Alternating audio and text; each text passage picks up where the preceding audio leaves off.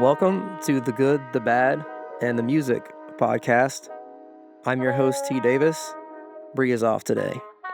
But today I am joined by none other than Abi the Producer, and I'm so stoked to have you on. Hello, Abi. How are you? Hello. Thank you so much for having me on. I appreciate it. Yeah, absolutely. So I guess what I want to get into today is everyone that I have on for the first time. I really want it to be an opportunity for you to share what you do professionally within the music industry. Talk about your journey and how you've ended up where you are, and get into the good, the bad, and the music. So, things that have been challenging, things that you have enjoyed about being in this profession, and talk about some of the music stuff. All obviously along the way. So, Abby, how about we get into this way? Why don't you give me like the Cliff's Notes kind of summary of how you view your career or what you do as of right now? Okay, so cliff notes on what I do.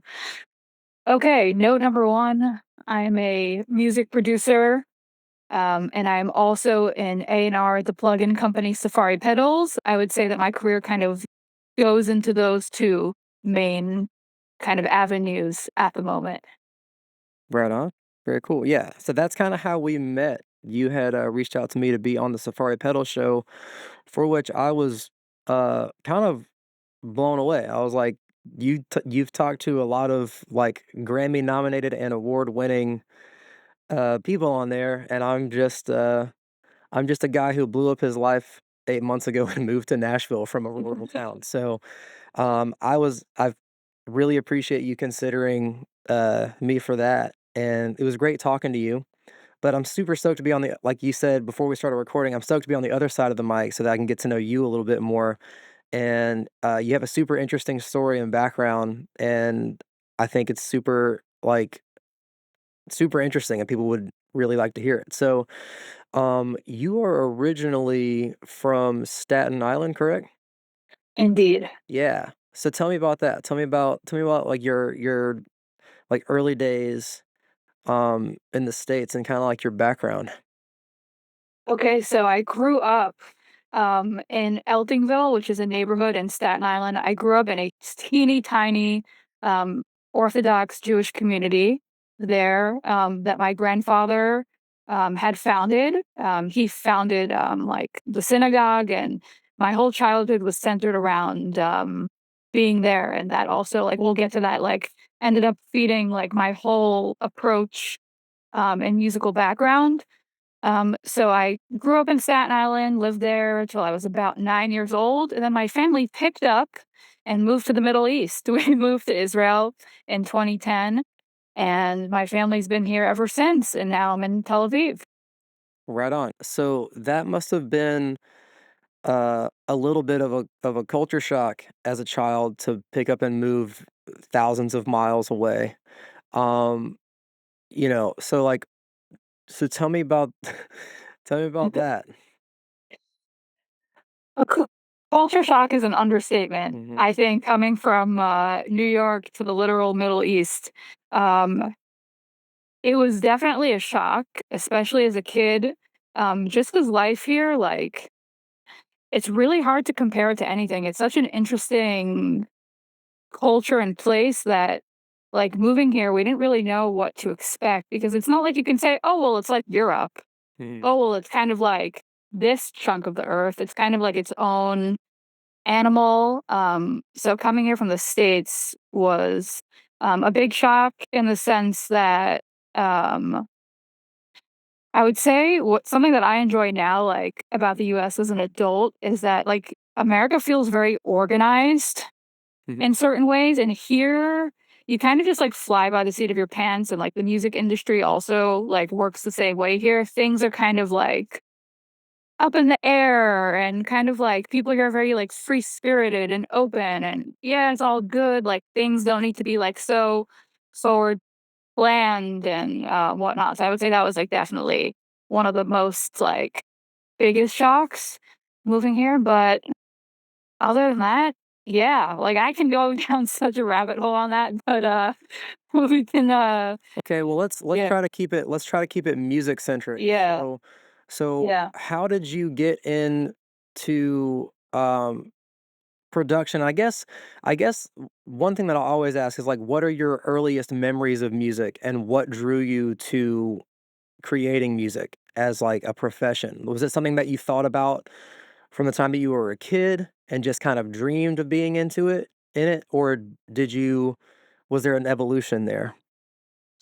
There was an evolution, but I will start by saying that my earliest childhood memories of music were being like a really, really little kid. I think like 3 or 4 years old and going to synagogue on Friday nights and growing up in an Orthodox Jewish community on the Sabbath on the weekends. There's no instruments allowed.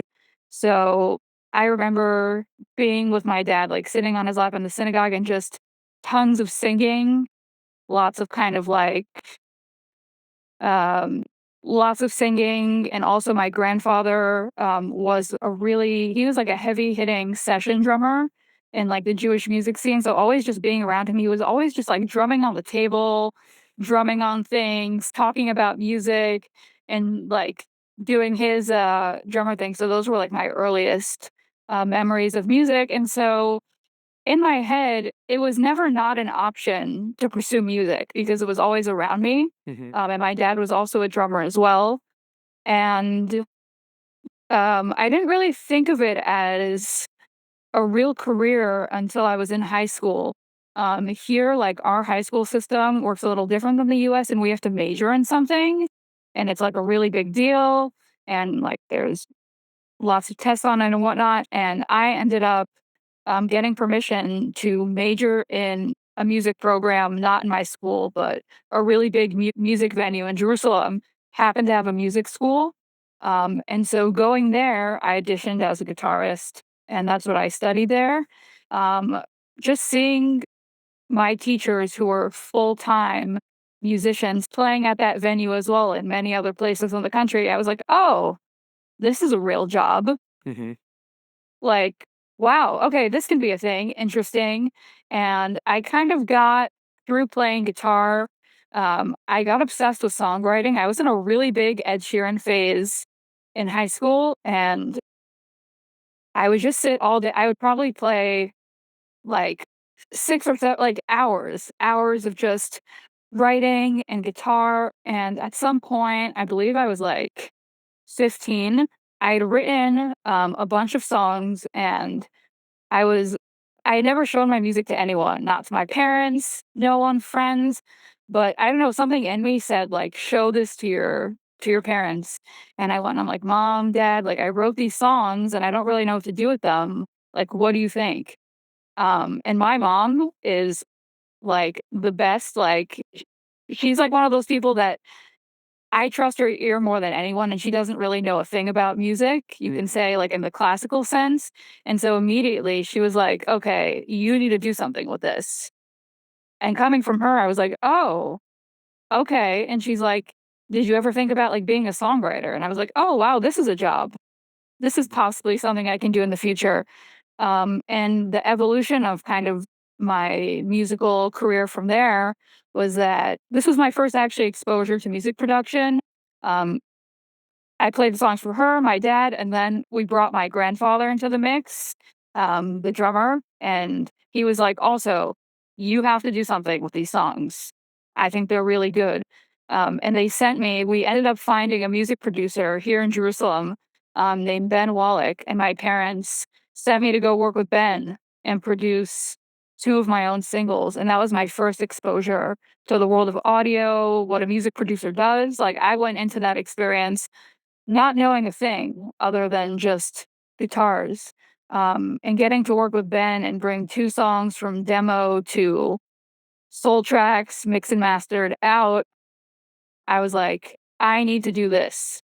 Like, that was the first light bulb, like, "Oh," because being, like, an artist never really felt 100% right to me because 'cause I'm not a really big stage person, I've always been a kind of behind the scenes gal, Mm. in my personality, and so I was kind of having a hard time in the music program, like, getting on stage and being, like, forward facing, but there was something really magical to me about the role of like a producer because Ben influenced like these songs in such huge bombastic musical ways, but he didn't have to like be on the cover or anything. Right. Um, so for me, that was like, okay, that's it. I want to do this when I grow up, and that was kind of the evolution, like that far. Very cool. Yeah. It's funny because my dad's a professional drummer, and that's kind of how I got into it. It's really interesting because I think when you come from a back like it can go a couple of different ways, and it's I've noticed this like trend is that when I talk to my friends whose family was musical and their kind of direct influences were drummers or bassists, right? Those those instruments are, I mean, not that genre doesn't influence what they do, but when you're like kind of getting by as a professional playing those instruments, you kind of become a utility person and you become forced to be able to play any and everything, Hmm. right? Because there's like a million guitar players in the world, right? Everybody Yeah, wants to play guitar, but like to be a working drummer, like you really have to kind of like dabble a lot. And a lot of my friends that come from that background end up in these, like, background roles because they've been exposed to so much different stuff and been around people who had to do so many different things. You know what I'm saying? yeah. So, like so it's funny to me that you also have that experience of, like, "Well, I wanna play guitar, I wanna write songs," um, but then you discover all of the behind the scenes stuff and you're like, "Oh, but, like, these are the people who are really, like, pulling the strings to turn the song into the final product," right? So talk to me about so you were 15, you said, when you Yeah, did that? Those first couple singles, those projects? yeah. Um, so how long had you been playing the guitar at that point? At that point, dang, I believe it was like 2 years at that point. Okay, so you went from, It like, just learning the guitar for a couple of years to now I'm in the studio with a professional producer recording and then mixing and mastering a couple of songs that you wrote. yeah, that was the trajectory. That's really, really cool. How did you get into playing the guitar? Did you have, like, formal lessons when you were younger, or did you just kind of, like, use internet resources and stuff to kinda self-teach? So I actually fell into the guitar by accident. My mom had bought a guitar, because she wanted my younger brother, to learn, and she got it one summer, and just for whatever reason, like, she had never gotten him a teacher, and it was just, like, sitting there. And one day, I just, like, curiously went and picked it up, and tried to, like I sat in my room for hours just trying to, like, figure out, like, "Okay, what is this thing?" It, like, was really big and awkward, and I was, like, a little 13-year-old, like, squirt. And so I started off with, YouTube tutorials, and from there, I kind of got to a point where I was able to get as far as I could with videos, but, like, my parents felt like, "Okay, it's time." And then I ended up going to study, with a teacher, and then I was with a teacher from, like, 13 till, like, I graduated high school, so, like, I was 4 years in, having lessons after that. Okay, right on, very cool, yeah. And so you said that you went through a big Ed Sheeran phase, but what were some of the other, influences where you were actually cultivating the craft of, like, learning the instrument and, like, starting to write yourself? Like, what were some of the earlier influences other than Ed?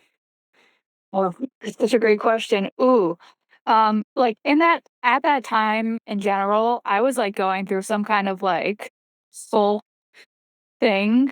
I was really influenced by, the Lumineers and Hozier at the time. Ed was big. And then when I was like 16, I had like this crazy musical awakening when one of my friends, who's an incredible guitarist, like brought John Mayer into my life. Mhm, And, for a young guitarist, hearing like Continuum for the first mhm. time and like all of the feel and that kind of like jet setted me off into, like, that whole world of, like, really appreciating blues and really appreciating, like, those kind of, like, pop rock, other influences, that he had. So I would say John really shaped also, like, my songwriting approach as well. I would say him and Ed were, like, my biggest influences at that time. I'm trying to think of some other, like, some other artists. I've always like, going back to my childhood, I've always just, like, listened to a ton of, like, classical kind of, like, Jewish music, so that's also, something that I would say the most, like, influenced my songwriting and playing as well. My grandfather made me learn his classics, so I would say those were the main ones for sure, That is a pretty eclectic mix of, definitely. like, traditional Jewish music and Continuum. It's an acquired taste, you know? Yeah. No, that's cool. For It's sure. really funny. I love that, the guitar trajectory. It's so I was born in 1990, and I have all these friends that we were kind of learning to play guitar around the same time, and for me, there was like, okay, I gotta learn, like, everything that Led Zeppelin did, and then, like, Sabbath, and then Hendrix. And then a few years into it, I was like, "Ah, but John Mayer," like, because a lot of people only know his music from the kind of, poppier, like, radio-friendly hits, but, you know, the dude, like, shreds guitar. Of course, I don't have to Mhm. tell you that. Anybody who's, like, in the business knows how good of a guitar player he is. But every one of my friends and I all had a John Mayer phase where you're, like, trying to learn everything off of the Continuum album. A You're making your best effort with Neon. That's one that I oh, have to dude. go back and forth with. Oh, we've all been there. Did Yeah. you have, like, a f in your John Mayer phase, like, I have to ask, did you have, like, a favorite besides, like, we all have been in, like, the continuum chair, all guitar players, I see everyone, like, looking away, looking to the side. Did you have any other albums that you're like, "I must perfect this body of work"? The first one of his that really got me into him was the Try album, the live, like, trio album, because that was what because my dad started listening to him, because of that when he was my dad would have been, like, 45 at the time, something like that, and God, maybe even older than that, but anyway, uh, you know, my dad had seen him perform, like, Daughters or whatever, on Letterman, you know, and he was like, "Ah, it's fine, but it's not really, like, my thing." But then Yeah, my older brother, I think, got the trio record, and we listened to that over like, his version of, I mean, his version of, Wait Until Tomorrow, the Hendrix cover off of that record is just, like, mind-blowing. Um, I mean, the Who Did You Think I Was, that riff is pretty, like, sick. That's like an iconic, like, funky thing. I like in hindsight, looking back on it, I think I liked all that stuff because there was definitely, like, the Hendrixy rock influence, but because of Steve Jordan being on the drums and Pino Palladino on the bass, it was, like, super funky as well. So you get all of, like, my favorite stuff. You get, like, great songwriting, the choruses and hooks are very still in that pop sensibility of being memorable, yeah, but the instrumentation and the grooves are, like, really super funky as well. Um, he really is the best of both worlds in, like, mm, many aspects. yeah, did you see the Where the Light Is, the live from, like, Nokia Theater thing where it's like he did, like, the acoustic set and then the trio set and then the full band set? D I believe that's, like, the famous, of Gravity when he was, like, bending the string from, like, the head of the guitar. I believe it was that performance. Yeah, it's possible. It's been a minute since Yeah. I've watched it, but it became that that DVD, the Where the Light Is, and I had a couple of DVDs of the Eric Clapton, Crossroads Guitar Festival. I think I had the one from 2004. Um, Sick.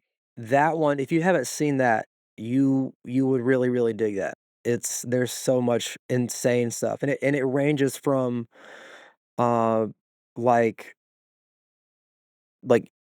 Hubert Sumlin to John Mayer, and so it's like this whole lineage of blues rock, guitar and jazz,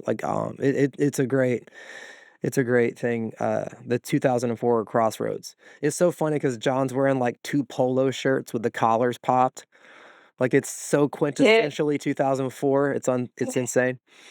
Um but yeah, okay, so we got John Mayer, we have your, like, traditional Jewish music that you're learning from your father and grandfather, Ed. So you would've been, forgive me if how old are you? 24. 24? Okay, yeah, so I'm a solid God, I feel like such an old man. Um, but that's just so funny to me, like, when I was a teenager and I was starting to learn guitar, YouTube wasn't the resource that it is now. Like Marty Schwartz Marty was Short. still like in 480p when I was first had access to the Again, before his 4K days, that's yeah. crazy. So, you know, can you talk about that? Like you said that you started off, how long did you go without lessons? Like was it months or a year or so that you were just trying to self-teach, and what was that like for you? I think I was, like, at least, like, 4 or 5 months just, like, Mm. Marty Schwartzing away, Yeah. all by my lonesome.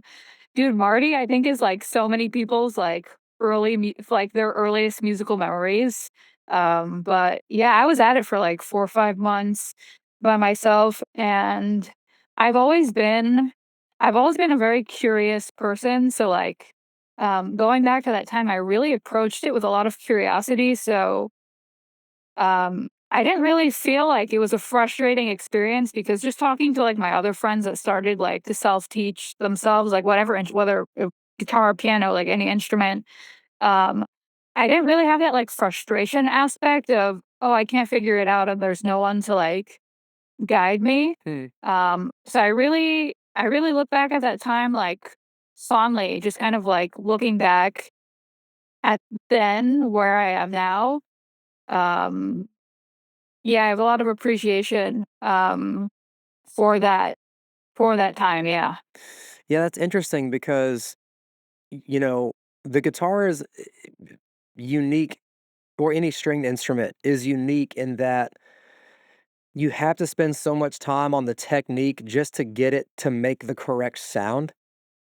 Yeah, Like if you're playing drums, not that not that your technique doesn't improve over time, but like you yeah, hit the thing and it sounds like a snare drum. uh, The yeah, piano, if you push the correct button, it it will will sound make like the oh, sound. It'll make the yeah, sound every time. But with the guitar, it can be very frustrating, especially that's why it's so fascinating to me, someone like you, like, I didn't have, like, formal lessons, but I had friends who knew more than me to be like, "No, no, no, no, do this." mm.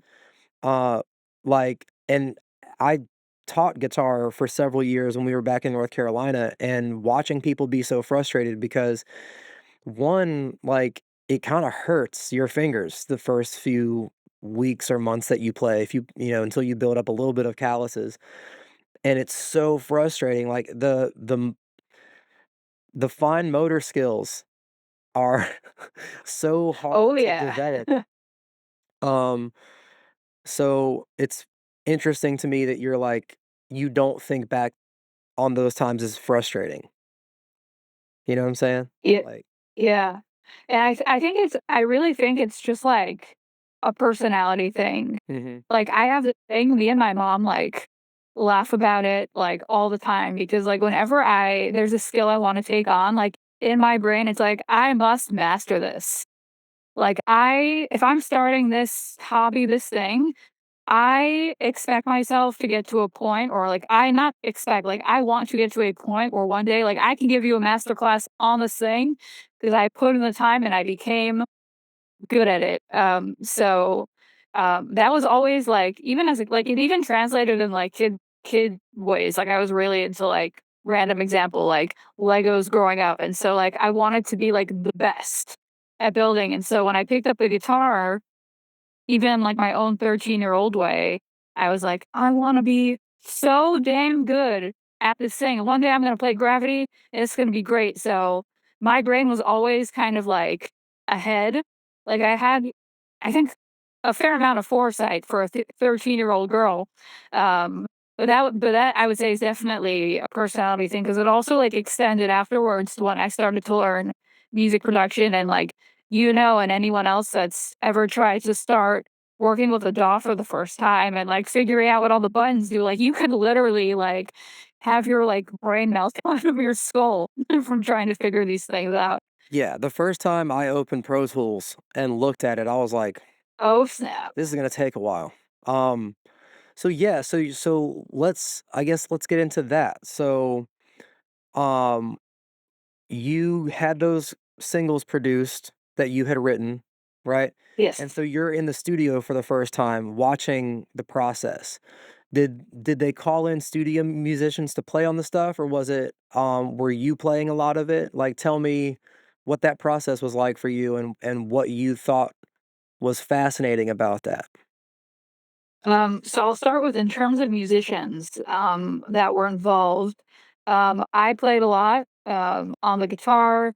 Ben, the producer, is a bassist, like first and foremost. So he played bass, keys, and really, I would say the only other musicians that were brought in was my friend Ari, who's an incredible guitar player, and he was also my guitar teacher for some time. And he's been a huge part of my journey. So I'm going to shout out Ari, the legend. So he tracked a bunch of guitars, and my aunt, Sarah, who is an amazing singer, came and tracked like a bunch of background vocals.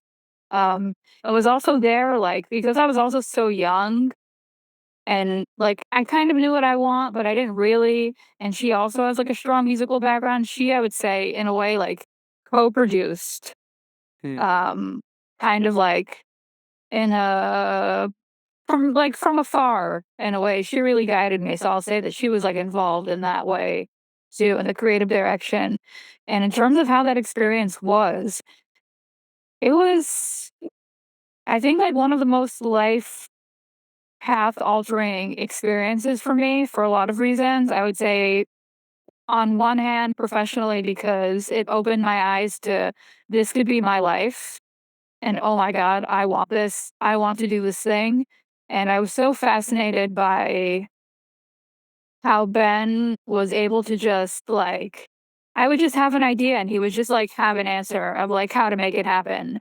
Um, and I think also on a personal level, it was a really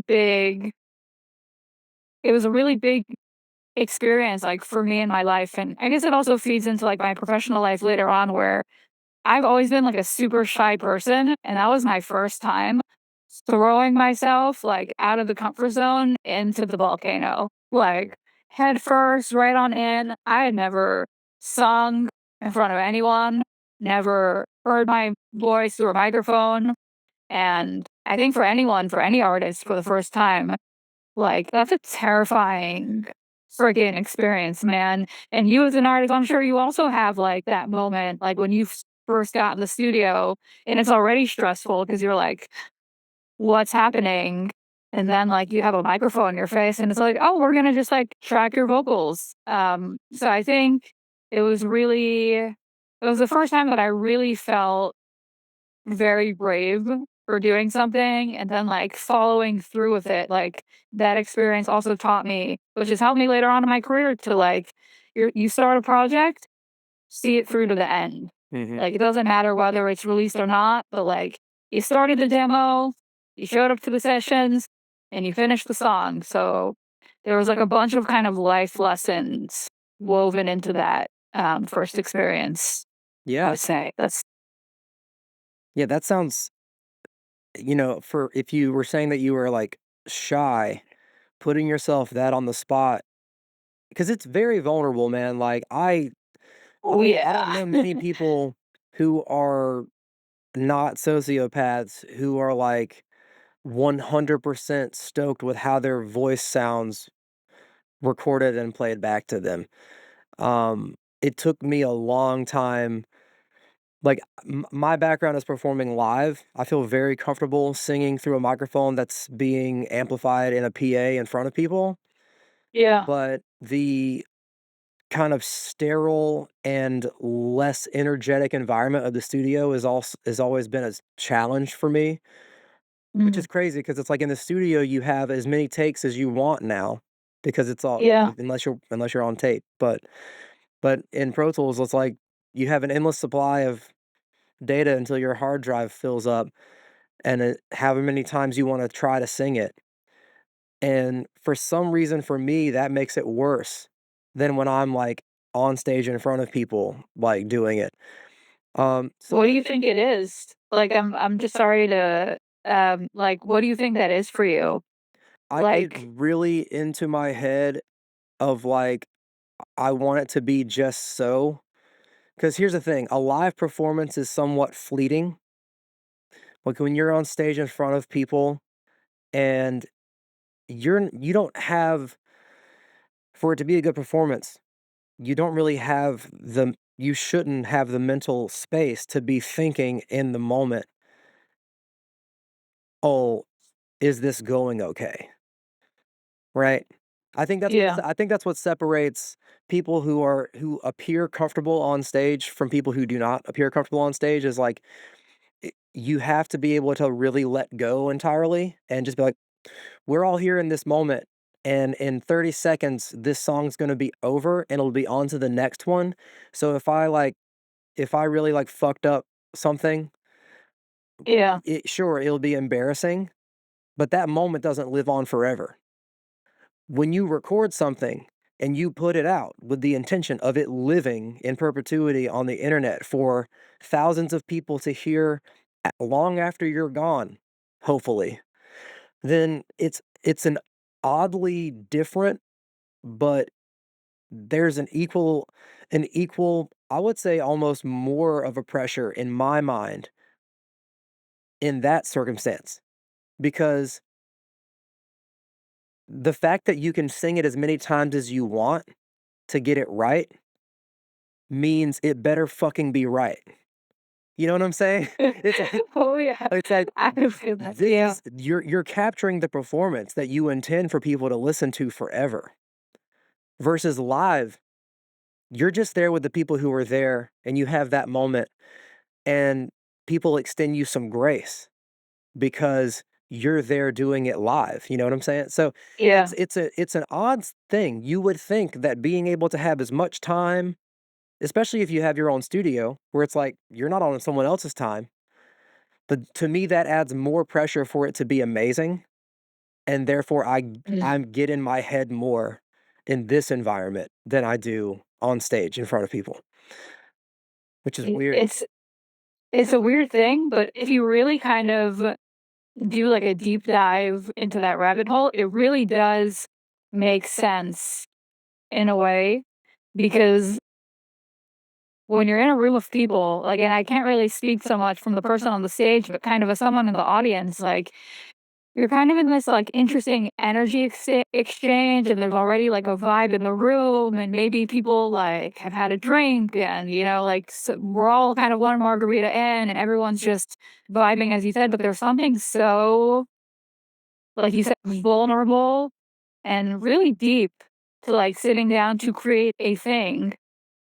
And also, like you said, because we have so many options and infinite re-records, like, we have the option to not let it be. So to let things be is a real commitment. It's something you really it's like a principle you have to commit to, or you can literally, like, I know that exact feeling of being in the studio, and it's like, why can't I play a rinky dink C chord to save my life? Right? What the fuck What happened? the hell? Why? Why is it that and look, why is it that before I hit record and I'm just tinkering around and it doesn't matter, I'm nailing it, Dude, and it's then so you hit true. record and, like, the thing the way that we produce music now, generally speaking, it's kind of rare that you have a full band who's rehearsed the material, show up in one place, you throw some mics up, and they play it well because they've been playing it well for 6 months leading up to that. That's what all recording used to be. And now it's this thing where you're typically, you're comping vocals, you're layering things in, you're flying sessions out to people who have their own studio and they're doing it all. And that energy is the difference between those two things is the difference between a live performance and infinite corrections, right? Because it used to be you showed up and you paid this guy who had all this expensive ass Yeah. equipment and it was thousands of dollars. So you just got good. And the energy in those rooms was more of like, hey, we're a band playing. And now it's like every little tiny detail is so thoughtfully curated and edited. You know, it's there we're doing two different things than all the recordings that we all kind of grow up listening to. And that's even including like the John Mayer stuff, man. Like a lot of his stuff, the bass track, like like the first layer of tracks is the rhythm section playing at the same time. So it still is a performance. He would just, I'm sure that I've seen videos of him in the studio doing a million takes on a solo just because he wants to do, because he's kind of writing Yeah. this part on the spot. Yeah. But yeah, it's nerve-wracking, man. I get red light syndrome. It's not as bad as it used to be for me. I have gotten a lot more comfortable, and the more familiar you get with the room that you're in and the equipment that you're using, you can get a more consistent result. You start to feel the response of the microphones that you're using. It's more intuitive. Uh, so it just takes time. It's like anything. It's like you just have to do it a lot, you know? And like you said, you have to Yeah. see things through and put stuff out. You can mix something to death. Eventually you just have to be like, this is the record of what I did at this point in my life. And if I'm not happy with it in 6 months, then fuck it. I'll write something and record something that's better, and these will all be records of my path, you know, through music. Absolutely. And like you said, like, to mixing, like, a record to death, when you said that, I related so hard, and, um, I've kind of been on this whole, um, like, trying here, I'll backtrack a little bit. I had, like, an awakening, when you said, like, when it comes to, like, mixing records to death, not letting things be. Going into, like, mixing spirals and, like, you know how it is, like, when it's, like, you balance everything, and you're working on the vocal, and you, like, listen to it so much, you're like, "Oh, wait, everything sounds terrible. Let me just, like, scrap this." And then, like you said, then you're kind of, like, in this never-ending loop. I had I wouldn't say that I put an end to it, but I kind of had, like, an awakening on that whole topic when I started to, um, hang around with my dear friend, Jeff Ellis Worldwide, um, who is an incredible mixer who's done some incredible records, and, when we became, like, good friends and I started to kind of, like, hop around the studio and just be around his, workflow, there was something about his process that was just so emotional. He works on a digital, console Mhm. and doesn't look at the screen, when he kind of gets to the final stage of, like, automating his mixes and setting levels and effects, and I realized, wait, there's like a whole other way I could be doing this. And it doesn't necessarily have to be 100% his way or 100% someone else's way, but there is like a path in mixing and making music that's not like this stress explosion that like we all have found ourselves in. Um, So what a so yeah, I so what does that look like for you then? What materially did you change when you kind of had that epiphany? What did your process move from and then to this to kind of get into that mindset? That's a great question. So one of the terms he uses is like a death spiral, which is like when you start to just put a bunch of plugins on things, not really understand what you're hearing, and then you're kind of left in a bit of a mess. You know what? Actually, I'll start my answer again and backtrack a little bit. He now, at this point, has a masterclass out called Mixer Brain, and I was along for the process of kind of when he had the idea for this like principle-based mixing course. Because he says that he mixes in a very principled way, that there's no rules and all that. It's all very emotion focused on the song. Um, and just kind of like being around and hearing things that he would say started to kind of make me question the way that I was doing things. For example, I was working on a track for an artist in Atlanta, and I was just about, like, to wrap up the rough mix when, I was in the studio with Jeff, and he showed me how much you can do with just faders and, like, a cool reverb and delay, and I was blown away. Just, like, really intentional panning and setting spaces and levels, and suddenly he was like, "What really matters is, like, the aesthetic," and he would use these words like aesthetic and colors and levels and, like, all these different words, and I went and opened that production session I was working on, I was like, "Wait, why am I, like, EQing all these things? Maybe it's just too loud or Mm, too low, or maybe I'm not, like, panning things out fully to the sides."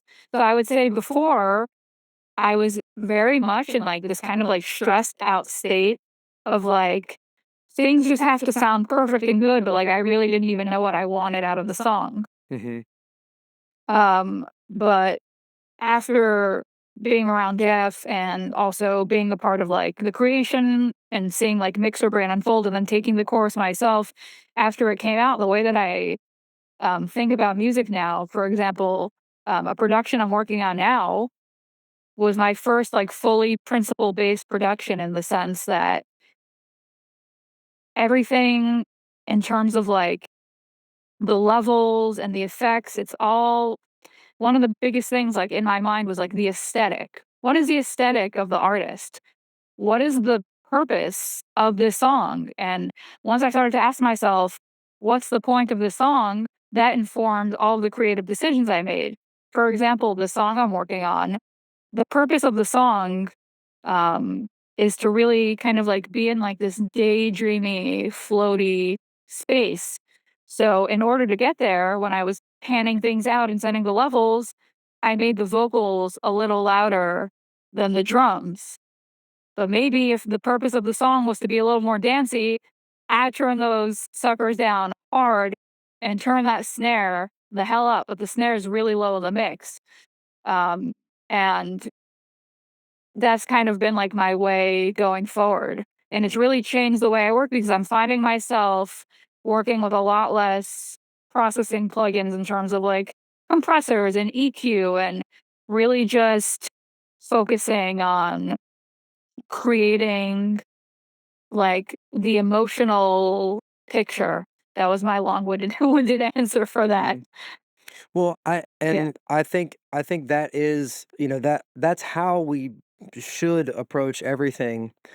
I think the interesting thing that, you know, you can do that YouTube thing where it's like, I have this specific problem, and you watch a YouTube video and you're like, the entire way that I mix is terrible. Um, I'm a failure. I this should just person with 125,000 subscribers is right and I am wrong.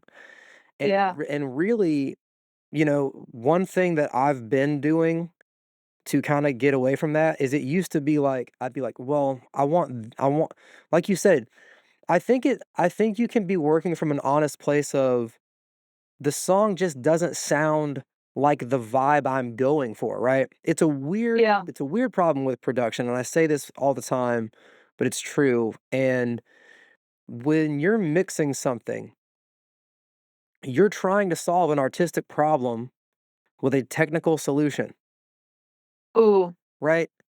The aesthetic part, right? Yeah. When I think to myself, you know, what does a Jesse Wells recording need? It needs his fucking guitar and his voice. And you need to be able to hear every lyric that he says, right? What does a John Mayer recording need? Gonna have to hear his guitar parts. And there's Yeah. gonna be 5 layers of them, and they're all gonna be important, right? And you gotta be able to hear, whatever the hell Steve Jordan is doing, like, funky on the drums, right? Like, the the aesthetic is everything. Do you ever go back and listen to, the records that Rick Rubin did with, Johnny Cash at the end of his career? I've not heard those.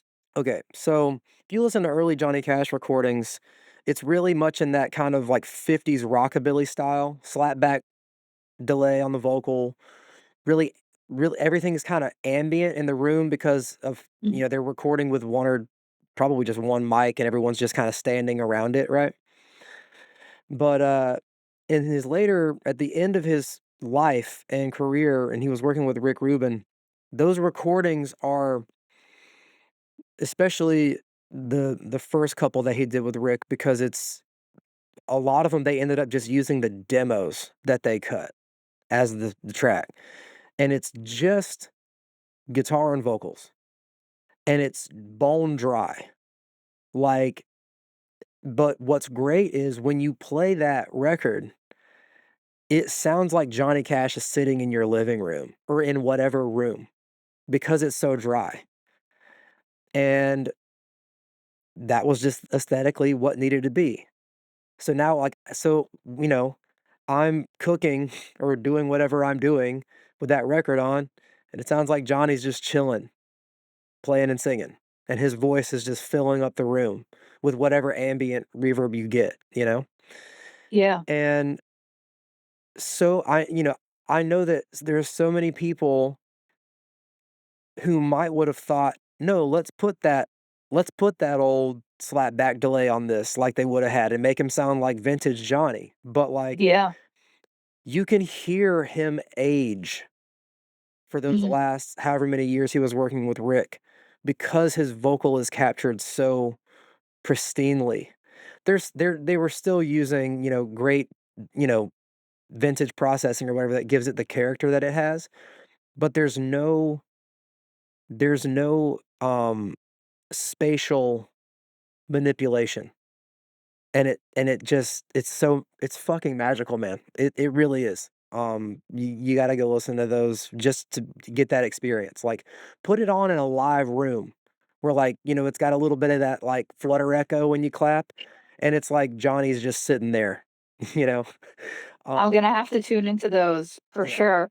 And that goes to show you that when you work from a place of my job is to serve the aesthetic, there's really no right or wrong answer because the right answer can be that slapback on the vocals, but the right answer can also be bone dry.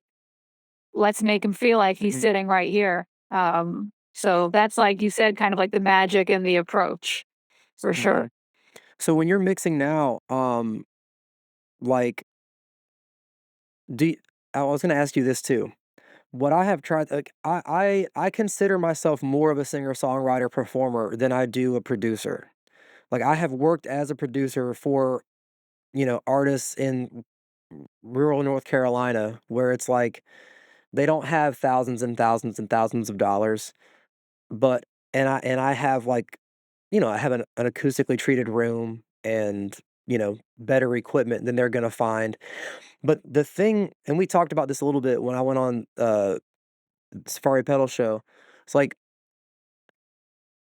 the difference between having nice equipment and being willing to sit in a room with someone and push buttons and caring about the vision that the artist has for the track.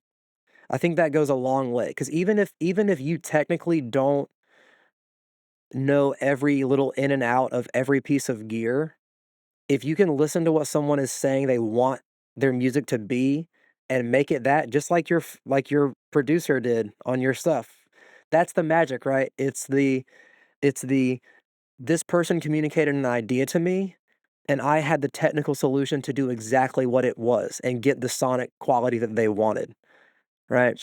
So for me, what that has meant recently is I basically use maybe 4 plugins on the majority of, like, utility plugins. Like, I use the UAD 1176, the UAD LA2A, the Pultec EQ, and the Fab Filter, Pro Q4.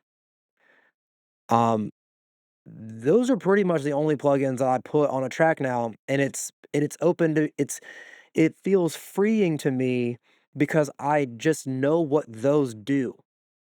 You know, I used to go on these rabbit holes where I get on YouTube and be like, I'm trying to solve this problem. And then I'd see and I'd watch 30 videos of 60 different plugins that could solve that problem and go get a Yeah. demo for all of them and spend 2.5 hours on something that would have been solved in 30 seconds if I just really knew the one plugin better, right? So I love I love fun like spatial, saturation things for like for textural purposes, but for Mhm. like, oh, no, like I need to solve this leveling issue. I'm gonna go for this. I'm using a quick compressor on this. You know what I'm saying? Yeah. Versus I need to have dozens and dozens of compressors and try each one. Like I that has changed my production. And I'm just wondering like what your approach is in that regard. Like, do you have like just like go-to like plugins for technical things? And, like, what do those look like for you? That's such a great question, and I really feel you on, like, that kind of, like, rabbit hole moment because like, you could go down into, like, plugin wonderland and never come out. Mhm, Y'all, it is a vortex, like, tornado situation. No, it could get, like we've all been there. 4 AM, scrolling through all your stuff. All you producers, engineers, I see you. mhm, I would say now, I would say one of, like, the leading principles I have when I, like, approach production/mix now is, like, the let it be principle. Like, before I go and slap any plugins on it, and I'll get to kind of, like, my maybe go-tos in a second, I really try and see how far I can get the song and the aesthetic and the emotions with just volume, panning, and, like, really basic, like, reverbs and delays, I would say. Um, my go-tos on that right now, it really depends on the song, but, in, like, the past 2 productions I've worked on, Valhalla delay has been the answer mhm, in both of those creative cases. Um, and this isn't because I'm at Safari Pedals, the Flamingo Verb by Safari, is a reverb plugin that I really love because of how versatile, it is. So Flamingo Verb and another reverb.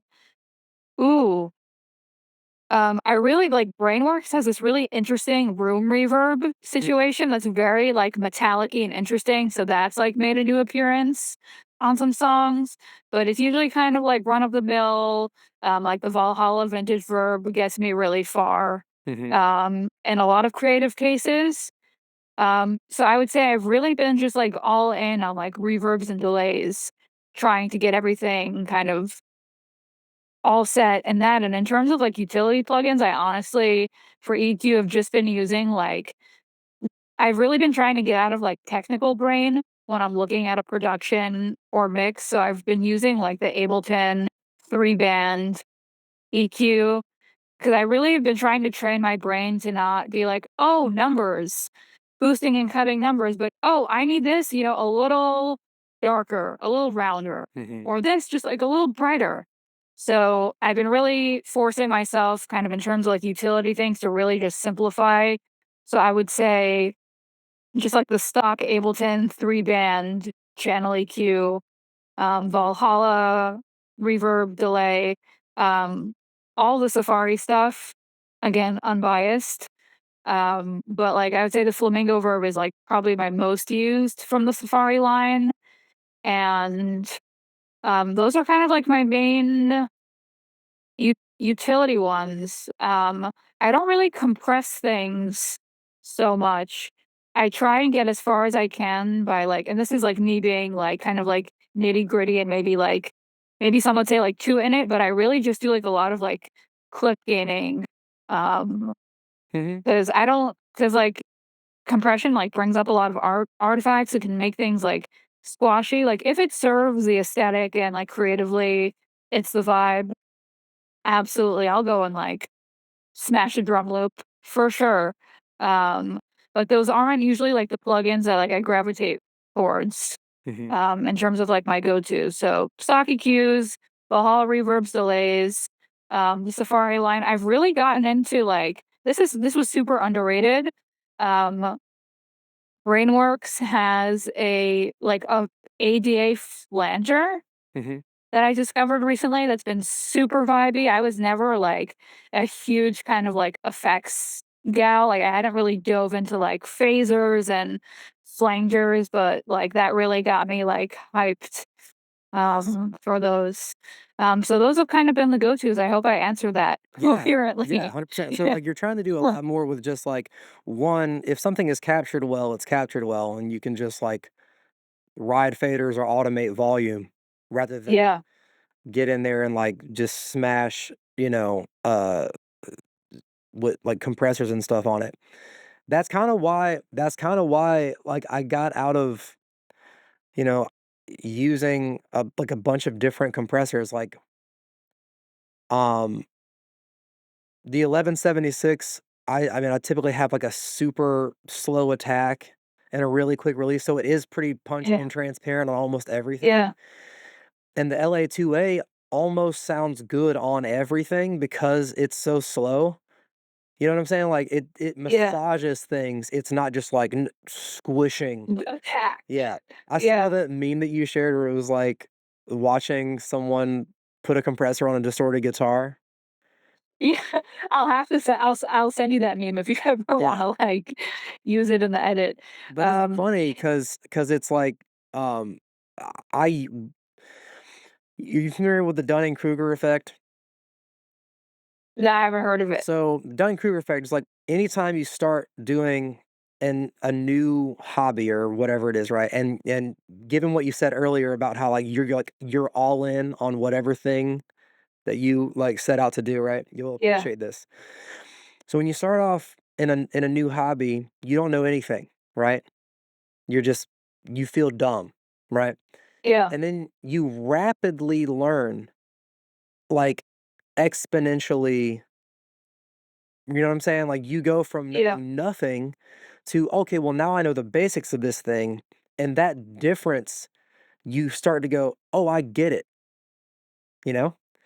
And so there's a peak, right, over time where your confidence goes way, way, way up, right?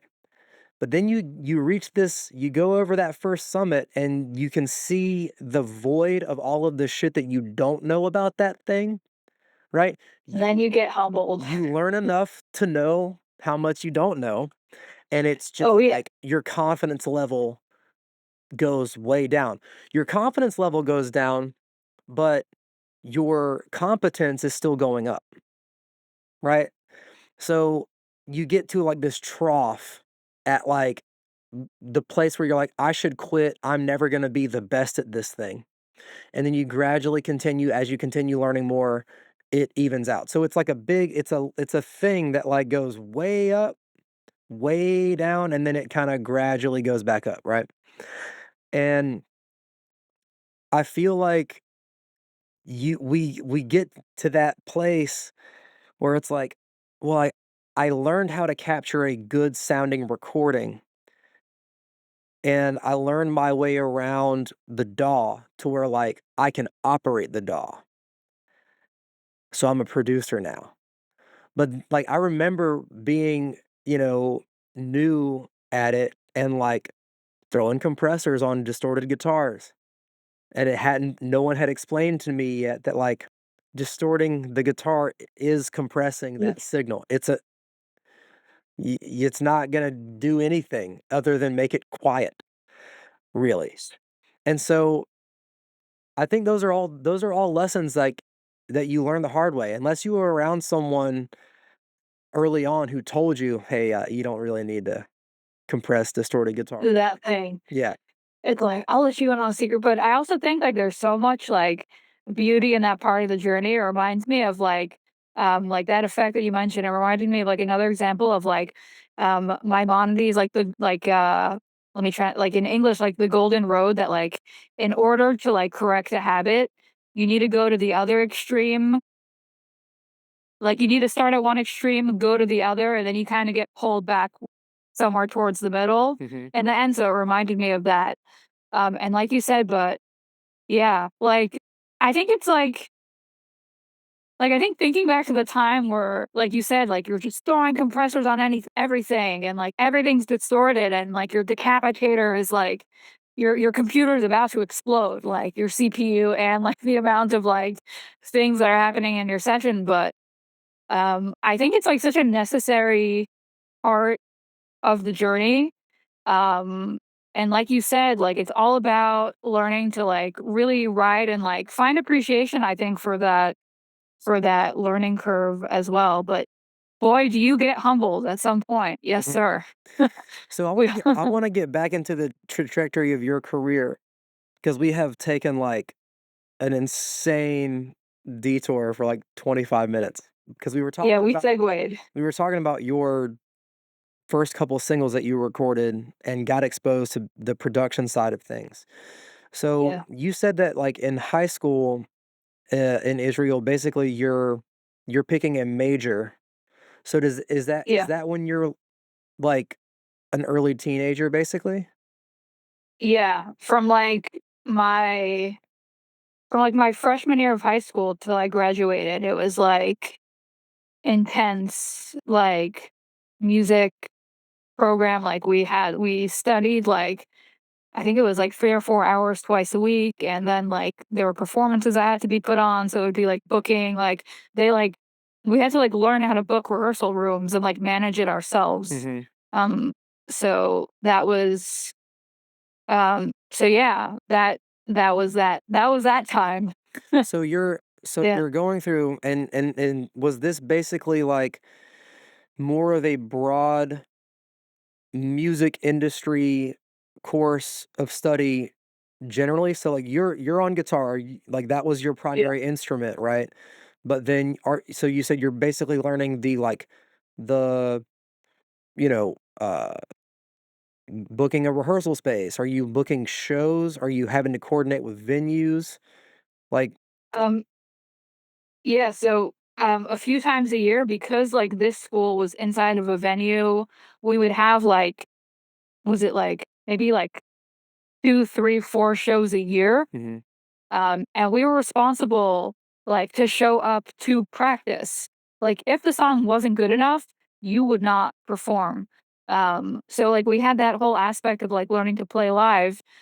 So there were certain projects where a particular teacher would oversee a band and come to, like, the rehearsals once a week, but the rest of the time the expectation was like, y'all gotta show up, you gotta book the room, you gotta practice and, like, make this thing sound as good as it can. So when you come back to class and it's presented, like, they're expecting you to play at a certain level because you're playing at a venue that, like, artists perform at. Mhm. Like, people pay money to come to this venue, and, like, we expect you to play at, like, I guess, the highest level like a high school kid can. And in addition to all of that, we kind of have, like, that practical. I don't think it was, like, intentional in terms of, like, it was in our curriculum. Have them learn how to book a space and show up on time.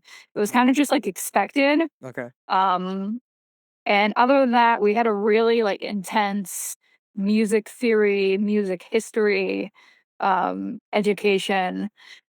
We learned everything from, like, like, intervals and, like, classical kind of, like, harmony and, like, chord structures, and then blues and jazz, and, like, whenever we would have kind of a big block of curriculum, there would be a show that kind of corresponded to what we had learned. For example, in my junior year, we had, like, a huge jazz and blues show after we spent months learning about, like, improvisation and, like, where, like, blues originated from and the sound and the scales and all of that.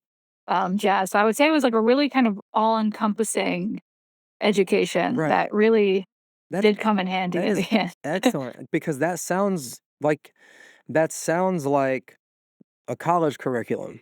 Like, the things that you're describing sound like one of the music programs at, like, Belmont here in Nashville, where it's like you have your individual area of expertise. It might be Yeah, performance, it might be songwriting, it might be recording, it might be more on the administrative industry side, but you still have to have a X amount of courses in all of those areas so that you do have a well-rounded knowledge base of the entire process from performing live to recording to booking things, to maintaining that organizational structure and all that stuff. So you're doing that from a very early age compared to how most courses of study are for high school kids in the US.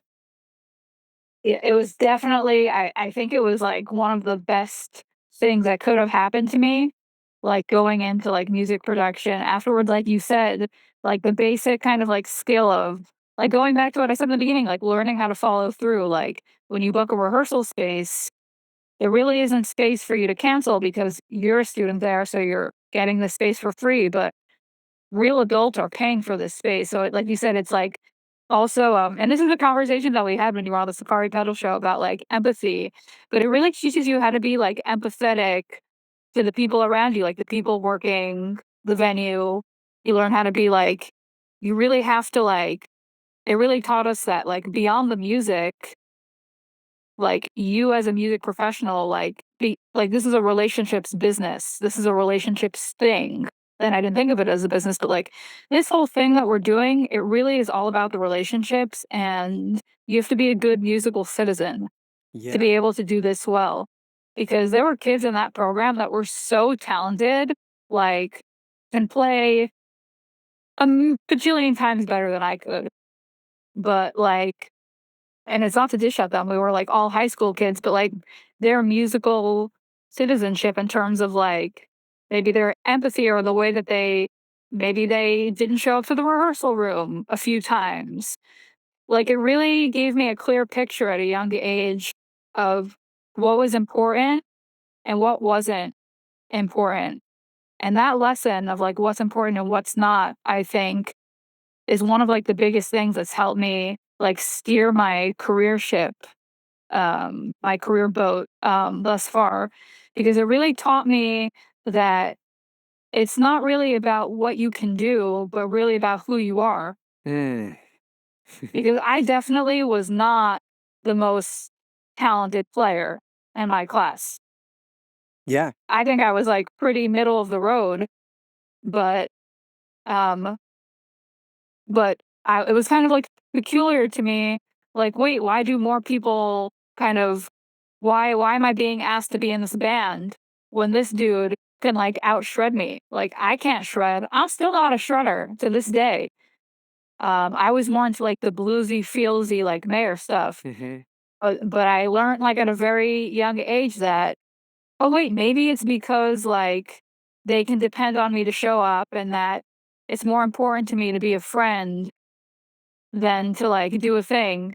And that was, like, a huge lesson in music citizenship shippery and life in general, and that's really, like yeah, that was a big one. Yeah, it Yeah. really is important. Um, when you my dad told me this when I was, like, 12 or 13. He had somebody I don't know, some situation where someone, like, didn't show up for a, professional thing, and he's like, "Remember, no one ever posted a help wanted sign that said, 'Wanted, uh, great musician who can't show up on time.'" That's a great line. And So true. that because like, you can play however I know that so many people just like that, where it's sad almost that they can't keep their shit together professionally enough to capitalize on the raw talent that they have. Um, but that is everything. And And because I value it so much, I have so little patience for people who just, like, Yeah. consistently do stuff like that. It's why I was so bummed out that I had, like, messed up the timing of our, episode on Safari Pedal Show because I was like, "You can't make a second first impression on somebody." And so, my only saving grace was that I was so apologetic and, like, I swear to God, this is not how I typically operate. I typically do show up on time and do what I said I was gonna do. Um, but like you said, it's a relationships thing. And so Absolutely. people are and just like in a personal relationship, like people aren't hanging out with you only because they value how good you are at something. You know what I'm saying? And like Yeah. working in this business is the same way. You can't be unpleasant to be around and continue to get calls. That's, like, I think one of the most, like, earth-shattering realizations I've had, like, getting to the place I am now in my career, and it's really hit me, like, especially hard, as of lately, and echo that lesson, but, I'll go back and first say that, um, no worries about the podcast. I also have, like, very thin patience for people that don't follow through on things in general. It's, like, a really big, like, thing that irks me. Um, like, I'm really with you on that, I understand that feeling, and like you said, it's really about empathy and relationships, and also, like, it's yeah, I lost my train of thought on that one, but, going back to, like, that kind of, like, earth-shattering realization about it is that especially, like, in hosting the Safari Pedal Show and having so many conversations with different engineers, um, when I started, like, hosting the Safari Pedal Show, I was so fresh out of audio school, like, I didn't know which way was up, like, literally, and so I would have all these conversations with these different, like, producers and engineers that have, like, done all these cool records, and they would always say, like, "It's really about, like, who you are." Like, even, like, Andrew Scheps, like, our first, like, Don't the be a episode we did dick. together, he's like, "Don't be a dick." Yep. He's like, "That's my only advice. Don't be a dick, and it only matters what comes out of the speakers, Abby." And I was like and I really internalized that, but I really didn't have the studio experience or know-how yet to be able to really understand it on, like, the level that he meant it.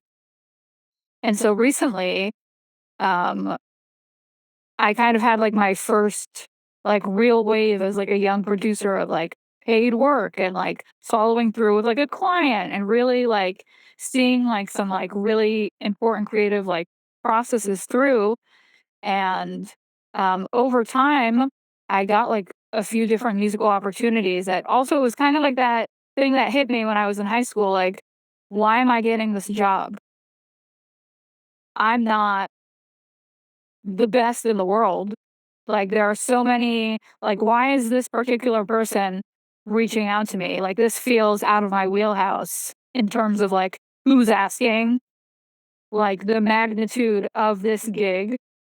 And then it kind of hit me in, like, this big moment of realization, and I barged into my mom's room, and I'm like, "Mom, like, it's hit me. Like, this is what it's really about." I said, like, "Everything that I've ever been told on the Safari Pedal Show is, like, making sense in this moment." And when I started to consciously navigate myself with that in mind and realize, like, it really is about who you are, and I would say, like, that's my biggest piece of advice. I'm still at the beginning of my career, but if anyone is kind of, like, in the shoes that I was in when I first started at Safari Pedals of being, like, fresh out of audio school and kind of, like, confused on, like, where to go, what to do, like, really just, like, be a friend to people.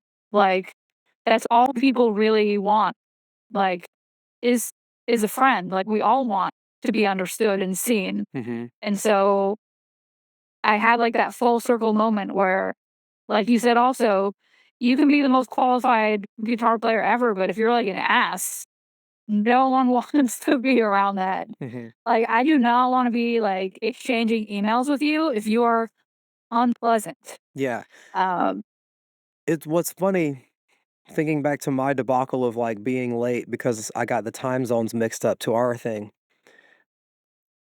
Like you said, it's not what you do, it's who you are, and there are people who show up late like that and act like it's no problem, yeah, right?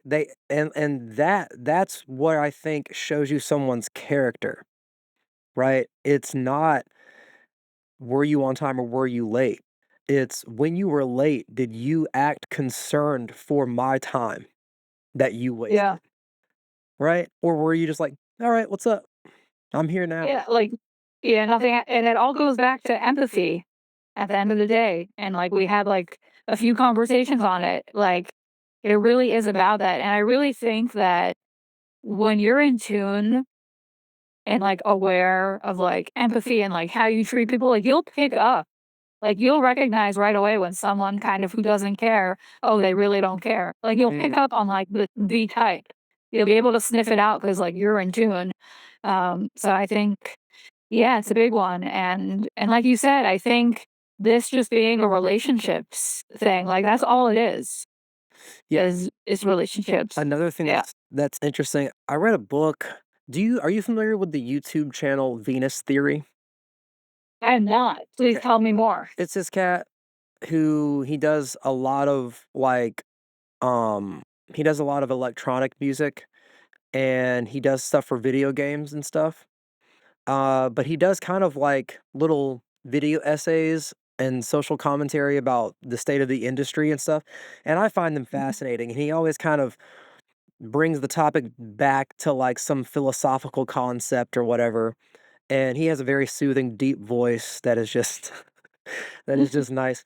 Um, but he had, like, one of his videos was just like a reading list for, creatives, and one of them, it was called, Essentialism, and I'm blanking on the author because, like, those 5 books all kind of run together in my head because I read them, like, back to back to back to back over the, like, 6 months, this past year. But one of the things one chapter was about, beware of vampires, and it was continuing to be in professional or personal relationships with people that whenever you leave the interaction, you feel like they've sucked energy from you. And it hit me so hard because when I was in North Carolina and my wife and I had our brick and mortar studio, like, this studio is in our house that we rent in Nashville right now. But we had a place separate from our home, and when you have a brick and mortar location like that, where there's a lease due every month, you've gotta fill your calendar with clients regardless of if you like them or not. You know what I'm Yeah, saying? Like, because your business starts in the hole every month. And so I took a lot of work with people who every time I left the session, because they either weren't professional enough, they were, they didn't have uh self-awareness. You know what I'm saying? Like, the self-awareness thing, and that has to do with not only your technical ability, which affects the quality of the session, but also the empathetic thing where it's like you don't realize that you are taking an inordinate amount of time to do this thing.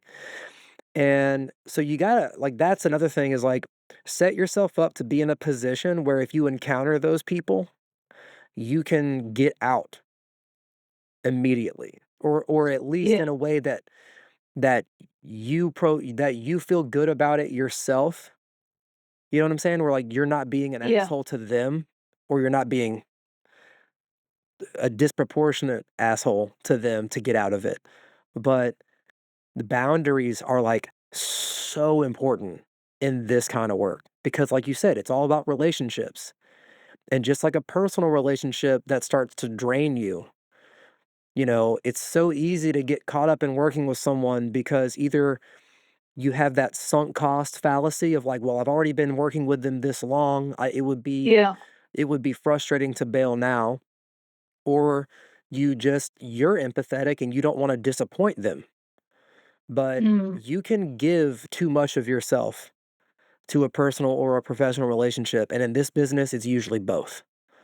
So, like, yeah. that's something that I have had to work on and still have to work on because you get involved and you're like, "Well, I'm this far in and I can't get out of this now," but, like, your sanity is very valuable because if you let the wrong person take too much of your time and attention and emotional, depth, it starts to negatively affect the other decent people that you're working with because you can't show up for them, and that is so, so hard to navigate, like, It, I don't do you have any uh, stories like that? do you have time? Oh, yeah, Do you have a yeah. few hours? This is a long form deal. I don't have anything else for the day. Oh, damn. I know it's getting later for you, right? No, dude, I got time. But first of all, I love the vampires analogy, and like when you were kind of laying out that circumstance, I thought of so many different situations and predicaments I found myself in. And it's so interesting that this came up because this is something that I've been talking to my mom a ton about, like this topic of energy and like exchanging energy and like walking away from certain relationships. And kind of the place where I'm at now with it, like you said, like kind of what do you do in the situation where you've started a project, but it's like eating you alive, and then like other things aren't getting done with the energy they need, and it's like affecting everything. Um, Kind of the conclusion that I came to in like many conversations I've had with my mom about it is like we as humans,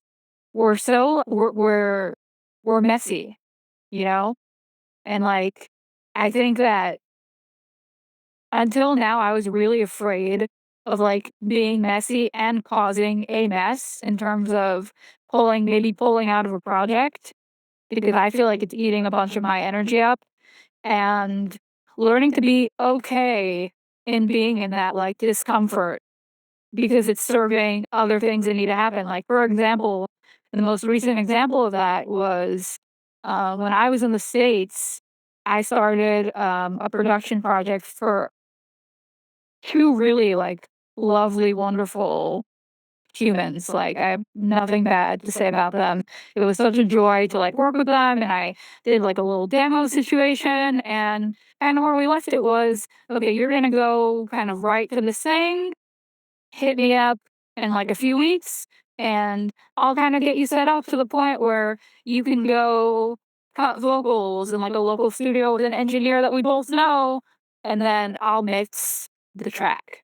That was kind of, like, the conclusion we had come to, and, at the time, that was, like, my first one of my first, like, paid jobs, and so I was, like, really kind of all in on it energetically. I was like, "This is, like, my real first paid thing that's not, like, just a rinky dink thing, like, this is the real deal, like, this is a client, like, we gotta make this happen." Mhm. So I was energetically really invested, and time had gone on, and the writing didn't happen for a bunch of reasons and, like, life and kind of, like, I didn't really hear back, from a while, but it wasn't, like, from any malicious place, just kind of, like, things on their end, things that started to kind of slip, and we touched base here and there, "Oh, yeah, we're writing to it, it'll happen," and then kind of time did its thing, and I moved on to other projects, and at the time, I started kind of being brought in to, like, do assist and do, like, additional production for, like, a few other songs, and so, like, my brain kind of went to a different route, and fast forward, like, almost half a year later, like, this track didn't end up going anywhere, and I thought, "Okay," like, not everything works out. I was a little unclear on kind of if the project's officially over or not, but I have all these new projects stacking up that are really good energetically, so I'm gonna keep on those. And then I heard back from these two people about like picking the project back up and like having all these big plans. Um, but something in me kind of like felt a little off Your about it. spidey senses were Uh, tingling. yeah, and I really couldn't put my finger on it because I was like, I love these two people. I've had such a good time. Like, I had such a good time putting this, like, demo together. Why, like, why am I feeling kind of, like, maybe off about the project? And I kind of did, like, a really deep dive, and I'm like, "Okay, like, energetically, like, what is this like like, what's happening? What's happening?" And after some kind of it's like I simmered on it for a day or 2, and I'd come to the conclusion, like, in addition to just, like, having, like, a lot of logistical other projects to get done, um, I think something about like, having a project kind of, like, die off for so long and not go anywhere, like, something about that happening to that song, like, really, like, brought me, like, down in a way. I don't know if brought me down is, like, the right phrase, but, like, it kind of, like I don't know, like, I had a really hard time being fully energized to pick that song back up where it was left off. Well, it seems like, and I've experienced this, Yeah, in a bunch of different situations where, like, when you're physically present with somebody and you're, like, in the middle of doing the thing that you both dig, yeah, it can feel fine. But if that person starts to, like, they're 10 or 15 minutes late every time, or eh, not so much that it really disrupts the whole thing, but that it just it starts to, like, you start to just think on it a lot. Um, yeah, and then what happened with when they didn't communicate with you? It's one, you're left up in the air. Or what are we doing? yeah, And I can tell just from my limited interaction with you that that is not how you do things. You're like, we're doing it or we're not. And I need you to respect my ability to plan the rest of my life yeah, professionally. It's not just, I can't sit around waiting for you. And yeah, what you're experiencing is someone who doesn't have the self awareness enough to realize that that was happening to you. yeah, and that And was the first time yeah, oh, sorry, what were you saying? I apologize.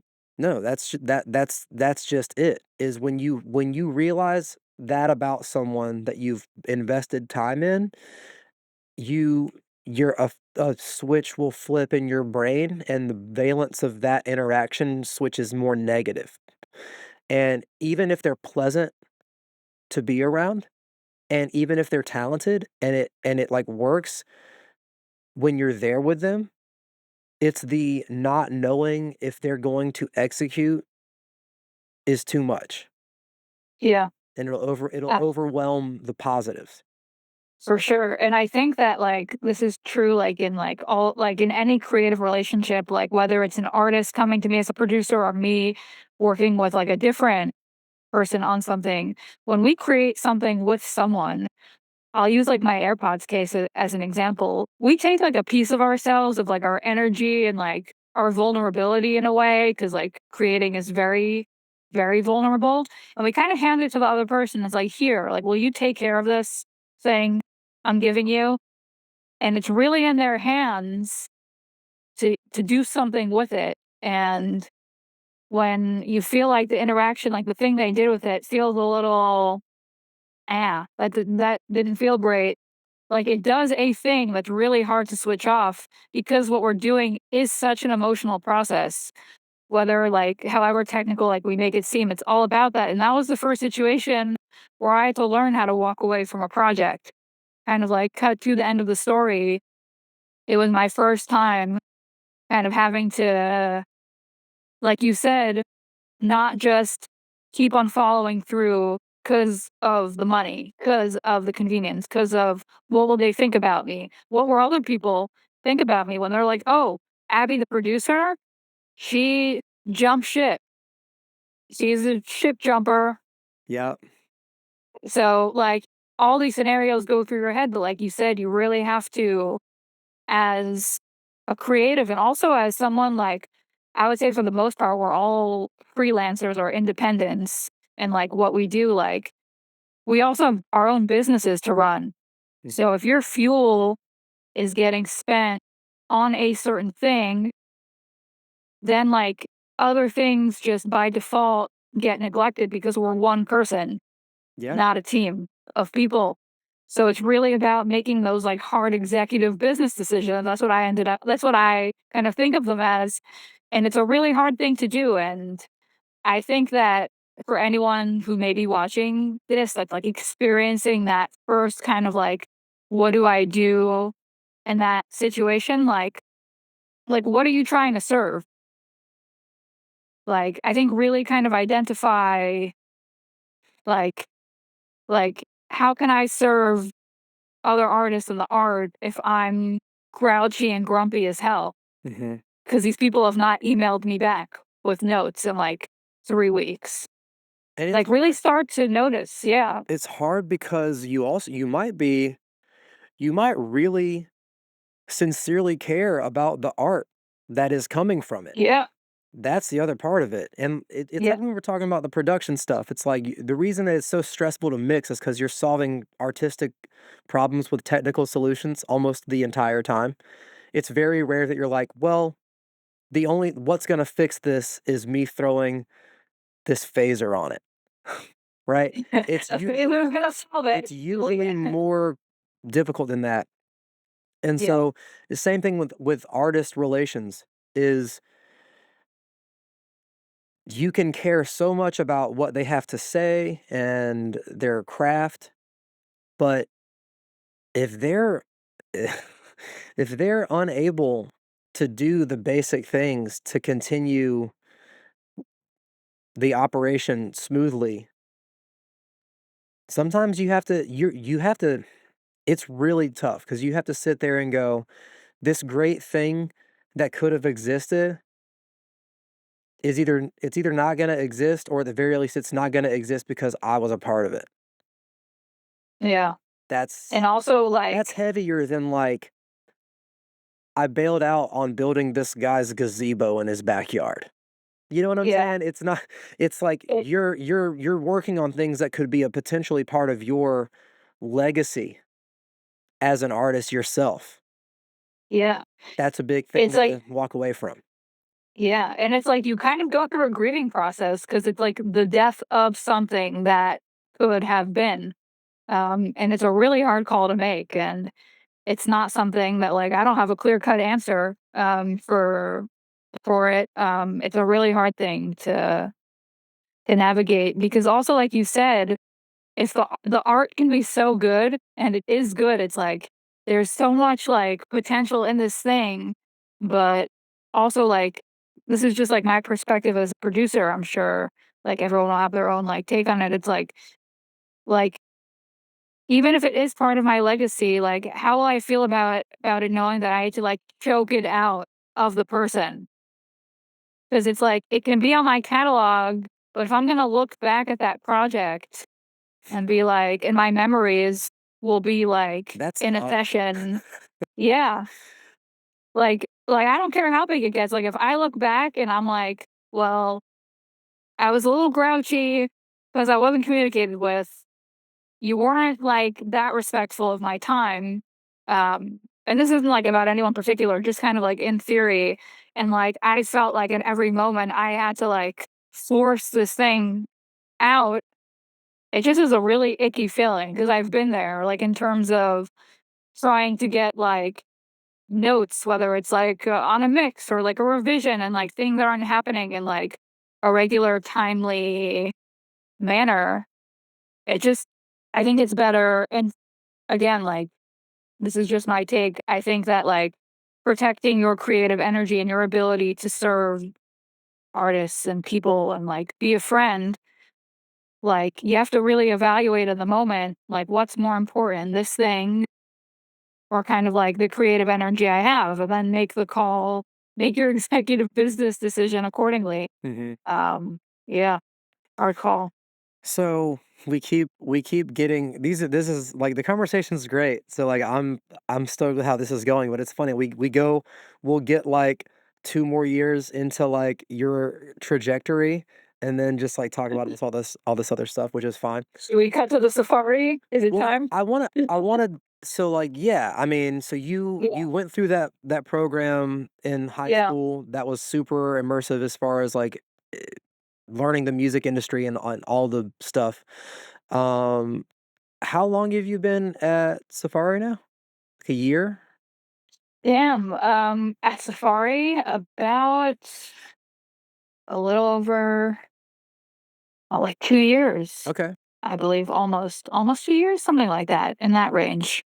And so Year and a t half, 2 years. take me through, like, the process of, like, how did you know somebody that, like, already did you know somebody who was there already, or did you just was it like, "Hey, this looks like a cool gig, I'm gonna apply and see what happens?" Like, what was that? So this is a actually like telling story. Um, it's like a really like it's okay. Yeah, sorry, cut that out. I lost my train of thought. So in Yep. terms of like how I hopped on the Safari bandwagon, so I'll start by giving a teeny background. Safari Pedals, the plugin company, is based in a studio complex in Tel Aviv called Pluto Studios.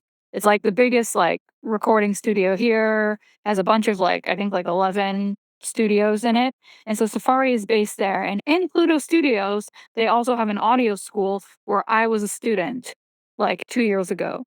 So when I was a student at Pluto, Noam, who's the founder of Safari Pedals, he's been an engineer there. Like he's been working out of there like forever. He went there, he was an engineer, he teaches in like the engineering course.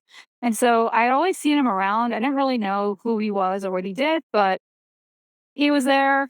I was there at the studio. We were kind of always in passing. And the year that I was a student was the year that Safari Pedals launched. Mind you, at this point in my audio journey, I had like little to no ideas of like what a plugin was. But when Safari Pedals like had its launch party, and because it was based in like Noam Studio there, they were always posting about it on Instagram. So I was seeing like the gorilla drive everywhere. It was like Mm. all over my feed. And also a clip of Noam on someone else's podcast had popped into my feed. And it was my first time like hearing him talk, and I was like, this dude is awesome. Like I really enjoyed his interview, and Safari looked so cool to me. And I was really determined as an audio school student, like, when I started, I was like, "This is my career, like, we have to make this happen somehow," and so I was thinking about, like, all these different things that I can do after audio school. Like, should I just, like, fly to America and try, maybe doing, like, the classical engineering route? Even though I don't know anyone, I was thinking of, like, going to, like, start off in Atlanta. Like, I was dating someone there at the time, so it kind of, like, made sense. But then I don't really know where the idea hit me, but I got zapped from somewhere with the thought, like, maybe reach out to Safari Pedals and, like, see if they're looking for anyone.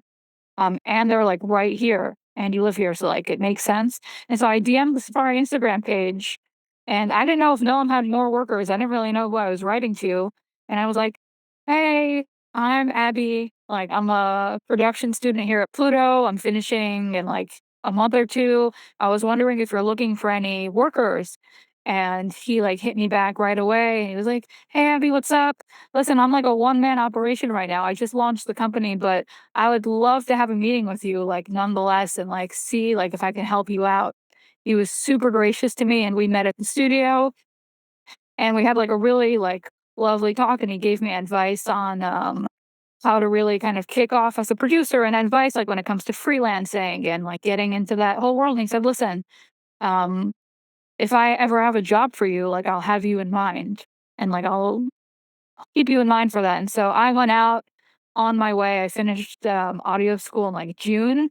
Fast forward to October, I got a DM one dark and stormy night, um, from, Noam, and he's like, "Hey, Abby, what's up?" He's like, "Do you have any time to, like, come down to, like, the studio and, like, have a talk? Like, I have an idea. Like, I have something for you." And I was, like, away at the time.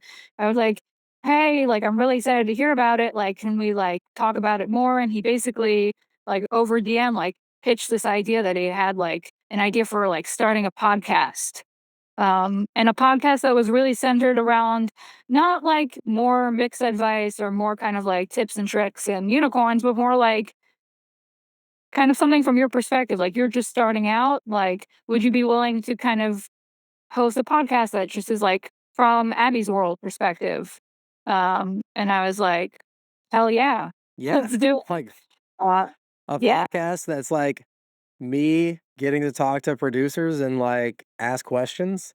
I could Yeah, think and of we didn't even, like, and that wasn't even the format at the time, like, we didn't really know, like, what it even meant, like, right. the first episode was, like, me and Noam chatting, and then, like, I did, like if you go, like, way back to the podcast history, like, I was doing, like, random like, really random topics, but he, like, was like, "Let's come and, like, make this thing," and, like, we really both, like, went into filming the first episode, like, the videographer showed up, and we had no idea, like, what this was going to be, Mhm. or if, like, this was even like, I was unsure, like, if this would be, like, a long-term job for me, because this was before, like, any of the other stuff that I do now, like, the company was so small.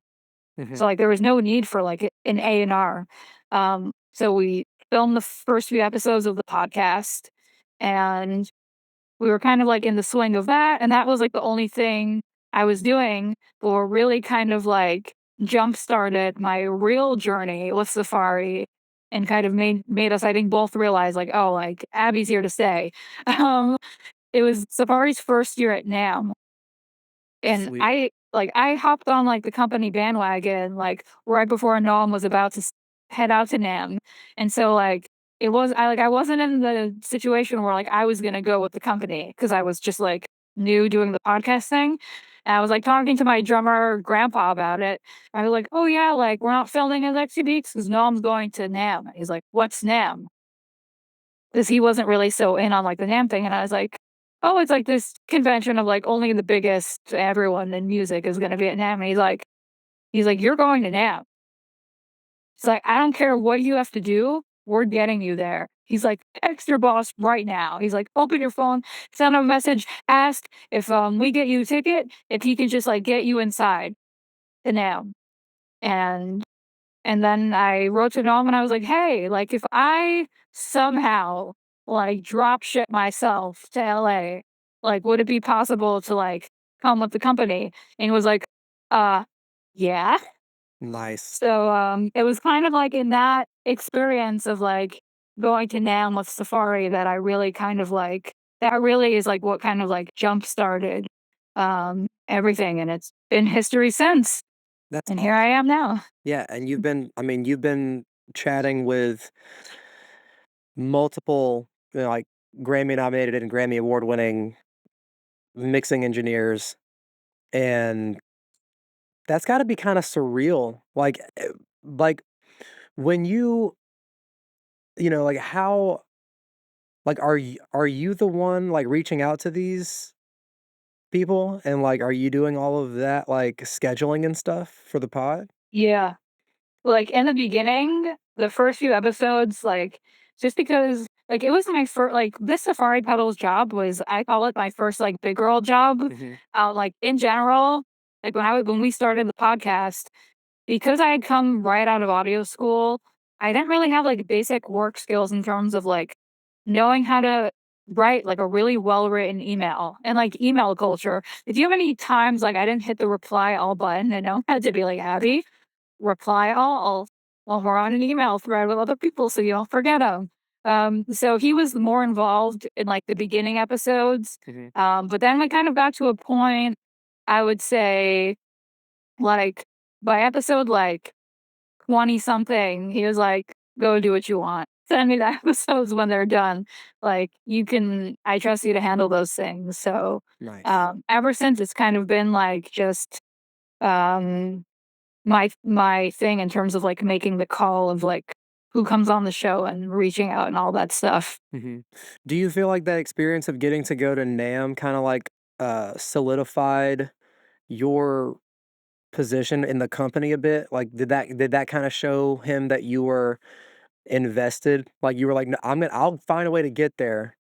I just wanna come and be a part of this." Yeah, I think it did. Like, I think it did in, like, a very indirect way. I don't think, like, we both showed up and he was like, "Oh, she showed up, so she's committed, like, I'm gonna keep her around." I think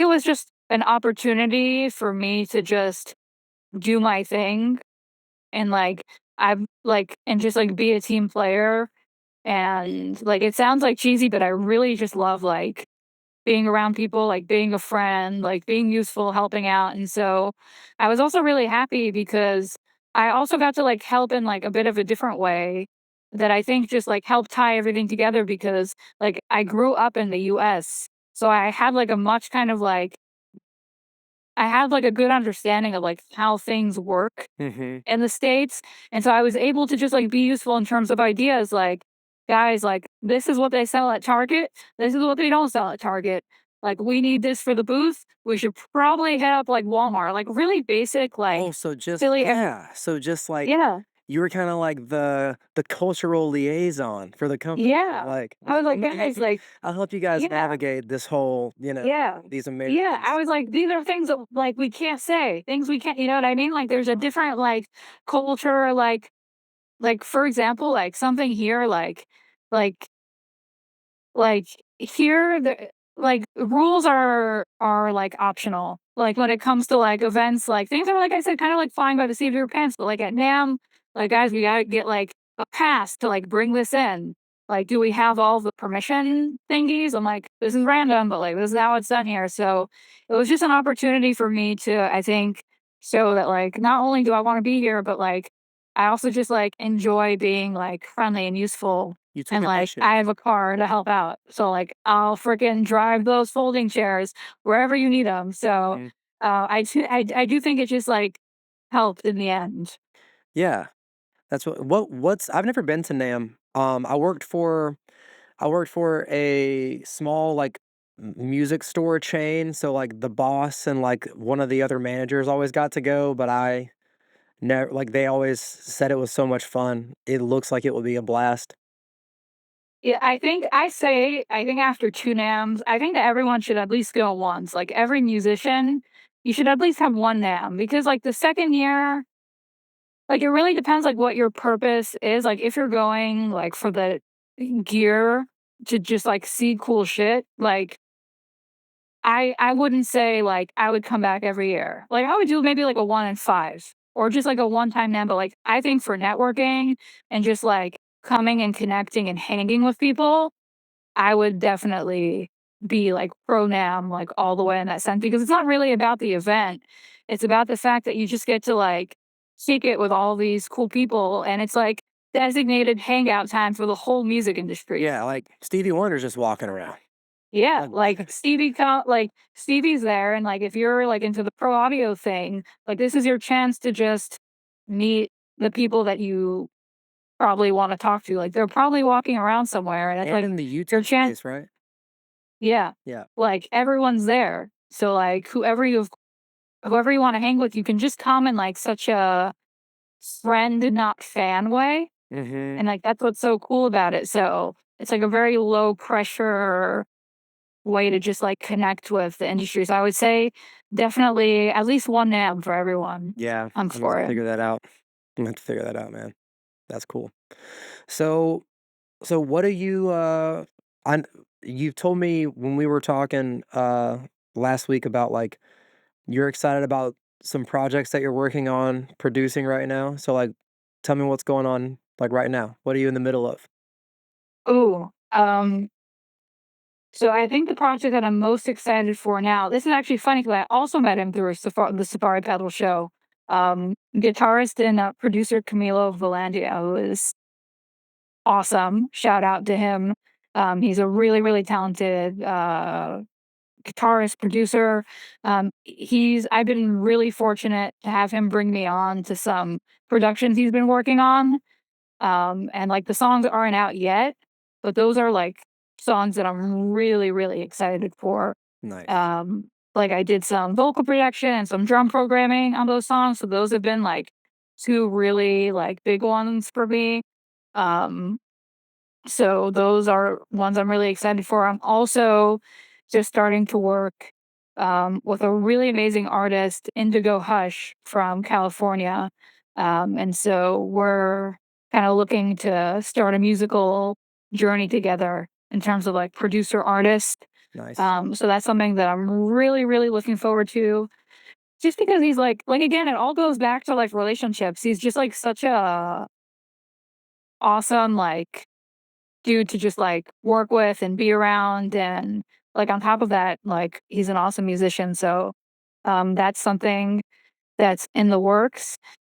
And I would say those have been like the main ones. I'm also really hoping, I can't disclose too much on it, but I'm hoping to have like my first full body of work to mix like a full EP. Mhm. So that's something that I'm really, really praying works out because it's an artist I really, really love. So hopefully more on that soon. Okay. Maybe, yeah, Yeah, right on. Like, I want you yeah. to, do you have things that are, like, that you've been working on that are set for release already? Do you have, like, Um, release dates on any of this stuff yet? Unfortunately not. I do know that one of the songs that I did with Camilo is like this artist, Nia Perez. It's like her next release. Okay. Sweet. So, that's something that'll hopefully be on the airwaves really soon. And in terms of another release that I'm really hoping, I'm doing a production for an artist out of England, Elno. I did like a remix of one of his songs. So I'm really also hoping like in the next like near future that'll be out. Like I'm just about to wrap up the rough mix for that. Sweet. Right on. I'll, I'll have you, like, message me all this stuff so that, like, if whatever there's links to, I wanna put it in the show notes, you know what I'm saying? So that Oh, for people. sure. I'll send you my website. It has all the stuff that's out Yeah, at the moment. I and keep it updated. that will definitely be in the video description in the show notes as well. Um, Sweet. what about with the Safari Pedal show? Like, you got anything, like, cooking that you're excited about? Any guests coming up Ooh, that you're, like, super stoked? I'm stoked for our episode. First of all, Yeah, I'm stoked for ours, but you know what I'm saying? Like, mm, yeah. trying Um, to. any heavy hitters? Any um, uh, ooh, How early on did you have Andrew Scheps on the show? oh, like really early. Yeah, Like Andrew.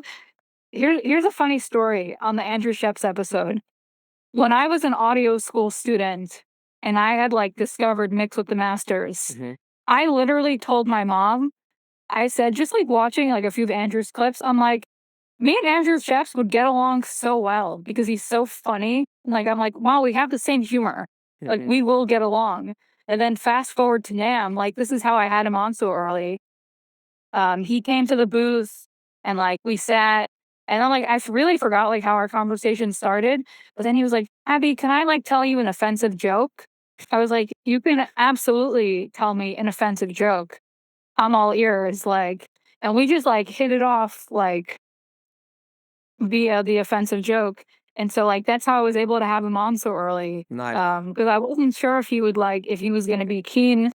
And like I was also surprised because I think it was like episode 16. Yeah, yeah. Something like really like yeah, something crazy I like really love that episode. I love his advice about how, like, when he was talking about the mistake that he was, an assistant engineer trying to, like, offer ideas in the room with the artist and the producer and stuff.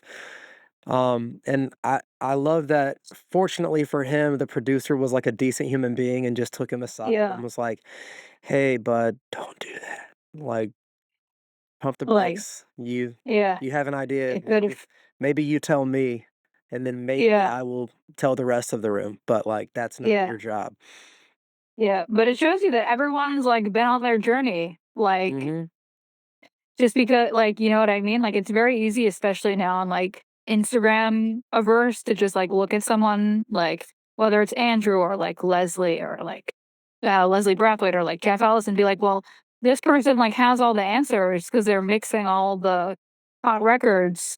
But like everyone's like had that kind of like moment in their journey. Like even Andrew Scheps had his moment of like that learning curve of like, oh, like this is how that works. Maybe I shouldn't do that. So it was like a very, I think that was definitely one of my favorite episodes. And also because like it's like advice doesn't get more clear cut then don't be a dick. Yeah. And Abby, there are no unicorns inside of a Fairchild. Like, I feel Right. like you can't get Right. more. Yeah. I love that. It's like, dude, if whatever you run through the Fairchild sounds like shit, it's still gonna sound like shit on the way out. Yeah. And Right. like yeah. And that episode also, like the way that he talks about like he's like there are some like people that like for whatever reason, like kind of like maybe glorify like the analog workflow and like there's a place for everyone to have the approach. Do what works for you. I'm not coming to comment. w- Do what you want. But the way that he's kind of like, yeah, well, this is easier, so I'm doing it. Or like when I'm away, like I'll just like mix on my headphones and like that's Right. it. Like the fact that it's so like it's really not that deep. Like, it's not earth-shattering and heavy, and, like, I feel like because we're so into this, like, we all live music and audio, so it's so fun. It's so fun to be in the nitty-gritty of, like, mixing with headphones versus monitors and the speakers and all these things, but, like, at the end of the day, like, that episode was like, "Okay, Abby, it's time for, like, a reality check. Like, let's do a refresh. What's important? What's not?" Because if Andrew feels, like, totally comfortable mixing, like, while he's out and traveling on, like, headphones and, like, working only in the box, like like, maybe reevaluate what you're putting, like, what you're prioritizing and, like, what you're planning on spending money on. Andrew gets paid for his ears. Yeah, He and, doesn't like, get paid that's what it's really about, doesn't get like paid for the quality of his gear. yeah, And and, like yeah, yeah, it really I mean, like, that's it. Is does the things that he does to it in whatever context make it sound good? and it's taste. Right. Like, Yeah, that's yeah. at the end of the day, like, that's also something that I think has been, like, one of the biggest lessons I've learned, like, on the Safari Pedal show. I think we're, like, already, like, at episode, like, filmed, like, episode 70 something, and, like, one of the biggest lessons have been that there are so many people that can put a snare on the 2 and the 4. So many people that can freaking make your hi-hats hi-hat and can make your vocals vocal and, like, make a vocal send, like an aux return of your reverb. But like you said, like, are they paying attention to the motion? Are they nice to work with? Like, how is their taste? Like, do you respect their creative opinion? Like, it's really like, that's what it's really about. And there's also definitely a place to like also get into our own little fun rabbit holes. Like we can talk about compressors all day, you and me. I'm sure we could Mhm. like go off, but in terms of like what matters, like on a deep and emotional level, like maybe not all the plugins. It's Maybe there aren't. Yeah. it's hard, I think about this all the time when I'm trying to mix my own stuff, and I'm not gonna do that anymore. That's one thing that I'm just not doing for the rest of my career. I'm not mixing and mastering my own music anymore. But I that weird intersection between technical know-how and the thing that is so, like, I guess, heartbreaking about not having the technical savvy that you need to do a particular thing is, like, I feel like I have pretty good taste. Like, I know what I want it to sound like. Mhm. And the heartbreaking thing is when you just, like you feel like you've exhausted every technical answer and, like, you just haven't put in the 10,000 hours to be able to get the thing out of the speakers that you want. And I feel like anyone who does this goes through that at some point, you know? And, Yeah. like, there are some people who their answer for that is $100,000 console or whatever. But, like, you still gotta know how to use that console. It's not just the console, right? And that's why I loved his approach because I've heard Andrew talk in, like, other in that interview and in other interviews where it's like, "Why can't I mix in headphones?" Like, if I know what the headphones sound like, if I know that, like, I like how this sounds out of these headphones, then all I have to do is be able to make what I'm working on sound like I want it to sound. the out of these thing. headphones. Yeah, and that reminds me of, like, there's a clip of, Phineas. I can't, like, quote the line perfectly, but he also says that, like, your taste is, like, the biggest, like, defense you have of, like, the creative decision that you made. Like you said, like, because because art is so subjective, I can send a mix your way, and you can be like, "Well, Abby, like, why does that sound wonky?" And, like, "Why is the snare reverb so big?" And it's like, "Well, I like it like that." You know what I mean? Mhm. Like, this is how I wanted it to sound, or you as the artist come to me and you're like, "I want this to sound a certain way because I like that," and, like, that's really all we have at the end of the day Mhm. is our taste. Yeah. Um, yeah. Hmm. Right on. Well, we're at, like, 2 hours, bro. Like, That's crazy. yeah, Time flies. it really does. Yeah. Um, okay, I'm gonna do this. I have forgotten to do this with my last couple of guests, and I don't wanna do this. So, I do, like, kind of like a Sweet. little lightning round thing. It's Let's just do a it. few questions, and it's like I want, like, gut response, okay? So, the Okay. first thing that I usually start with is if you could collaborate with any one person, dead or alive, like your dream collab, dead or alive, who and why? Holy crap. And look, I Um, know that you're like the instinct is to like come up with a yeah. 5 and narrow down, but I mean like Okay, first one I'm going first. on with 1. Yeah. In instinct at the moment, I'm gonna say Chapel Roan because I think out of all the artists right now in contemporary music, she is the most unafraid to say whatever the hell she wants creatively, Mhm. and I have a lot of respect for that. Right on. Cool. Yeah. Um, okay. I think I asked a similar question when we were getting, but like I want to get like specific, like specifically what is like Okay. your earliest core memory related to music? Like a moment, not just like, oh, Emo you know what I'm saying? Like, I can paint the picture okay. for you immediately. Um, being, like, at my grandfather's synagogue, Sabbath, Friday night, probably, like, 3 or 4 years old, like, sitting with my dad because it's, like, separate seating, like, in the men's section. There's some like, on Friday night prayers, like, before the real prayer section actually starts on the Sabbath, there's, like, a whole singing portion before, which you kind of do to, like, invite the Sabbath in, so just, like, I have really vivid memories of, like, those like, songs being sung, like, the pre-prayer singing, earliest memory I have. Wow. Musically. That's beautiful. You know what I'm saying? Like that's just like Thank you. that's such a like there's so much in there, you know? There's so much Yeah. like a rich cultural and like family history element in there. You know, like a lot of people it's like listening to Rock and Robin in the car with my mom or something. You Yeah. know, and that's like Yeah. much more like deeply integrated part of the your cultural background. That's so great. Um One thing okay, what is something that you know now, and this could be technical, business related, you know, personal, whatever, like we've talked about a bunch of stuff, but what is one thing that you know now,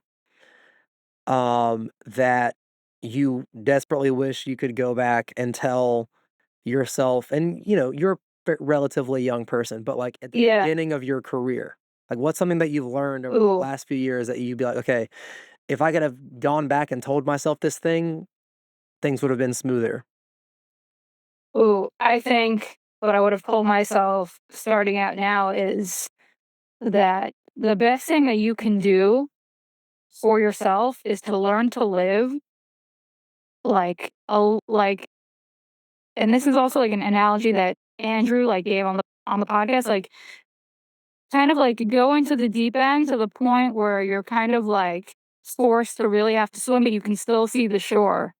There's, like, a line between, like, your comfort zone and fear, and, like, when you learn to exist in that, like, fear and, like, not necessarily overcome it, but exist in it and learn how to, like, live with it, like, way more opportunities and things will happen for you when you start to like live in that place of just like constantly pushing yourself to be out of your comfort zone. That would be my biggest advice. Yeah, that's great. And I remember him saying that. It reminded someone along those lines. Someone was talking about progressing like on an instrument, and I feel like it's a comparable thing. Is like you want to be trying to play things that are like 10% harder than like your baseline now. Yes. 'Cause it's like you don't wanna be like, if you're working on speed on the guitar, right? And you're like, "I wanna be able to play this arpeggio at X BPM is 16th notes." You're not gonna start at 240, you know? Yeah. You're gonna find whatever it is that you can comfortably do, and then you're gonna bump it up to where you're just teetering on the edge. And doing that in everything, doing that in, like, the amount of work you feel like you can take on, doing that in the technical difficulty of the project that you're gonna take on, like, all of that stuff. Like, if you can get, like you said, comfortable in that 10% over. That's right, like, he literally said, Yeah. you wanna be like, A little in over your and head, but you can but still see the shore. you can still see the Yeah, shore. uh-huh. And like that's out of everything that I've learned like thus far and like from the people that I've like had like the pleasure and like opportunity to speak to, like that's the biggest one because I found that like existing in that place of fear is first of all, it sets you apart from a lot of other people and like the job you're trying to do. Because not everyone and it's not a dig at anyone, but not everyone like is like wants to do that. Mhm. Like you have to really want to be able to be comfortable in that and like challenge yourself. But I think like for yourself, like when you're like you said, like pushing that extra 10%, because you're doing all that, like, self-development, you're gonna just start attracting, like, I really think just, like, higher frequency people and opportunities and situation and people that are trying to do the same. Like, whatever you're putting out and your effort, like, is gonna be felt and is you're gonna just, like, really find the right people because when I tell you, like, the difference in, like, the amount of, like, work I had before being comfortable in that fear versus now, relationships before, relationships now, like, things have really kicked up a notch, like, also my personal life, because like, when you're always pushing yourself that extra 15%, the people that you're kind of, like, putting yourself around are also more likely to be doing the same in their own lives and their own paths. So you're just kind of it's a really big growth thing, and I wish I knew that, in the beginning because it took me really, like, until I think 3 months ago to be able to do that, like, consciously. Wow, yeah, that's great. Well, I think you're doing a great job with it, because I mean, there's especially if you're in charge of getting all the guests on the pod and, like, you're having a cold email or cold call or DM people, um, I don't mean to sound like the old man screaming at clouds, but that is a lost art in, like, the younger generations of being Yeah, comfortable enough with the discomfort that comes with an unsolicited business interaction. It's nerve-wracking. terrifying. It's nerve-wrack Yeah, like, it and, like, but what's funny, the worst thing that anyone's ever gonna do if you're a decent person is just say no, right? And if they're not a decent person and they give you a bunch of shit or they're condescending to you because, like, "How dare you reach out to me? Who the fuck are yeah. you?"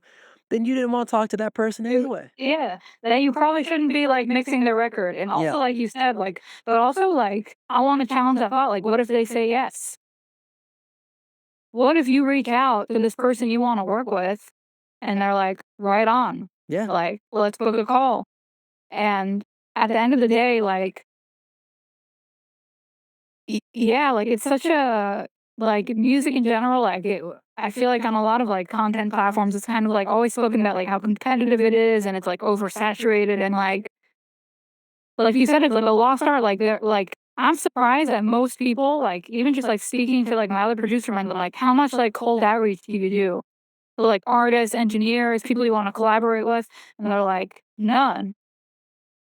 And I'm like, and this is, like, a skill that I really learned from, like, over time, like, being an A&R at Safari, so it wasn't something like I am not, like, gifted, blessed, no unicorns by any means. This was just, like, a learned skill from having a job in this industry.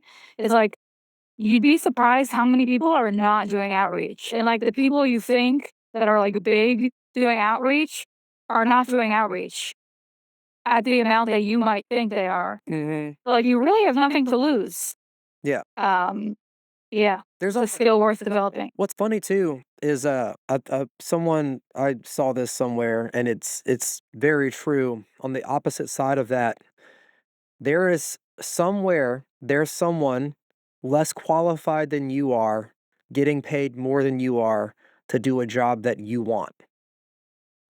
That Mhm. happens all the time, and that's why it doesn't hurt to ask, Yeah. because the answer, like you said, could be, "Oh, yeah, sure." Yeah. But that's where it's like you have to have that self-awareness that Andrew was talking about, though, because like, if you gotta know when you make those calls, you gotta be aware of what that is gonna feel like if they say yes. Yeah. I like, Eh, you don't yeah. wanna be like, "Oh, I wanna produce," you know, uh, "I'm gonna produce, like," and you might feel perfectly comfortable doing this, but if you reach out to Chick Yeah. Marone and you were like, "I wanna produce your next record," and she was like, "Send me some of your stuff." You'd be like, You Uh, yeah. okay." Yeah. Yeah. And if we're already referencing the Andrew, like, episode again, like, he always says, like, "Get prepared." Mhm, Like, that's the thing, like, it's not just like, there's a lot of, like, things that you need to do. Like, I'm not saying just, like, outreach, like, out of no like, really prepare yourself as best as you can, and I think, like, if you're not at the point yet where you're outreaching, you have a beautiful opportunity, like, don't feel behind. Like, no one knows you yet. This is the time where you don't have any eyeballs on you, and you can, like, really get your shit together with, like, minimum public mistakes. mhm, Like, minimum. Like, you can test out different website designs. You can play around with different content ideas that work for your Instagram page.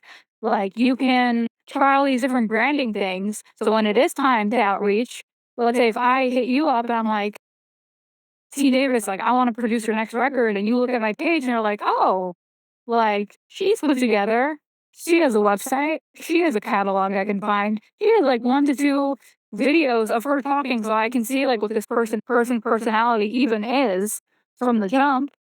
There's a higher chance of you giving me an opportunity, or at least like acknowledging me as a person in the world. So I think like you said, like, yeah, like, get prepared, and also, should the answer be yes, like, kind of have a game plan in your head of, like, what to do next. Like, also be prepared that if it does go your way, because I think a lot of times, especially in music, and again, kind of going back to, I feel like a lot of times we talk about, like, it's so competitive and, like, oversaturated, and, like, there's a lot of, like, kind of like the struggles to success stories.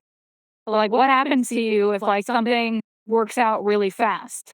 Like, we don't often talk about what to do in those situations, because, like, we can talk about, "Oh, remember the time that I reached out and kind of like, how did I handle rejection? Or how did I handle my idea in the studio getting shut down?" Like, as a producer, like, how do you handle, like, notes from a client and not take it personally? But, like, what if you do if the opportunity you wanted happens and you have to get ready, like, now? Like, yeah, there's, like, a whole other set of scenarios that, like, we don't really think about because there's kind of like, oh, it's kind of like fairy tales. But, like, these things do happen, so I guess it's a whole other thing to have to think about. yeah. Yeah. Right on. Well, I feel like Yeah. this has been a really, really great episode. I appreciate you being here. Thank you so Appreciate you having my I appreciate you having me on. It's Yeah. been, like, so interesting to be on the other side of, like, the mic. Like, I've only ever been, like, a guest on one other podcast, but the other podcast was, like, specifically about like guitar pedals. So it was like very focused on something. So this is like my first time really feeling how it is to be in like the other chair. Well, I'm Yeah, it's I been feel honored to awesome. have that privilege. Yeah, it's been cool. Will you and by the way, I will say this, when you reached out to me, um, like those branding things, like the website, having all that, like it's super important. It like, I know a lot of people who are trying to do things and like they don't have a website. And it's like it doesn't seem like a big deal. It's like sure your work and stuff can speak for itself, but like it shows that you've taken initiative and put thought into how you present yourself. And everything that you put out is very like on brand, you know? And so I just want to give you a shout out and like kudos for that because it really I it appreciate it that. goes a long way. You present yourself like very well. Like first impressions are I think going to be pretty good for And whatever you got and going. guys, this is an example of a cold outreach gone correctly. Yep. You see? Yeah. 100%. All right, will you tell all the fine people where they can find you? It'll all be in the video and show notes, but just from your own words. Dang. So for my own words, I'm most of the time, as most Gen Z 24-year-old girls are, you can find me on Instagram at Abi the Producer. I also do frequent the Safari Pedals Instagram page every now and then, so you can catch me on there as well. And yeah, that's my main hovering spots. Right on, Abby. Well, thank you so much for being on the pod, and I'm looking forward to seeing what you do. I can't wait to hear some of those releases you've been working on. All right. Yes, thank you so much, dude. I All right. appreciate it. Absolutely.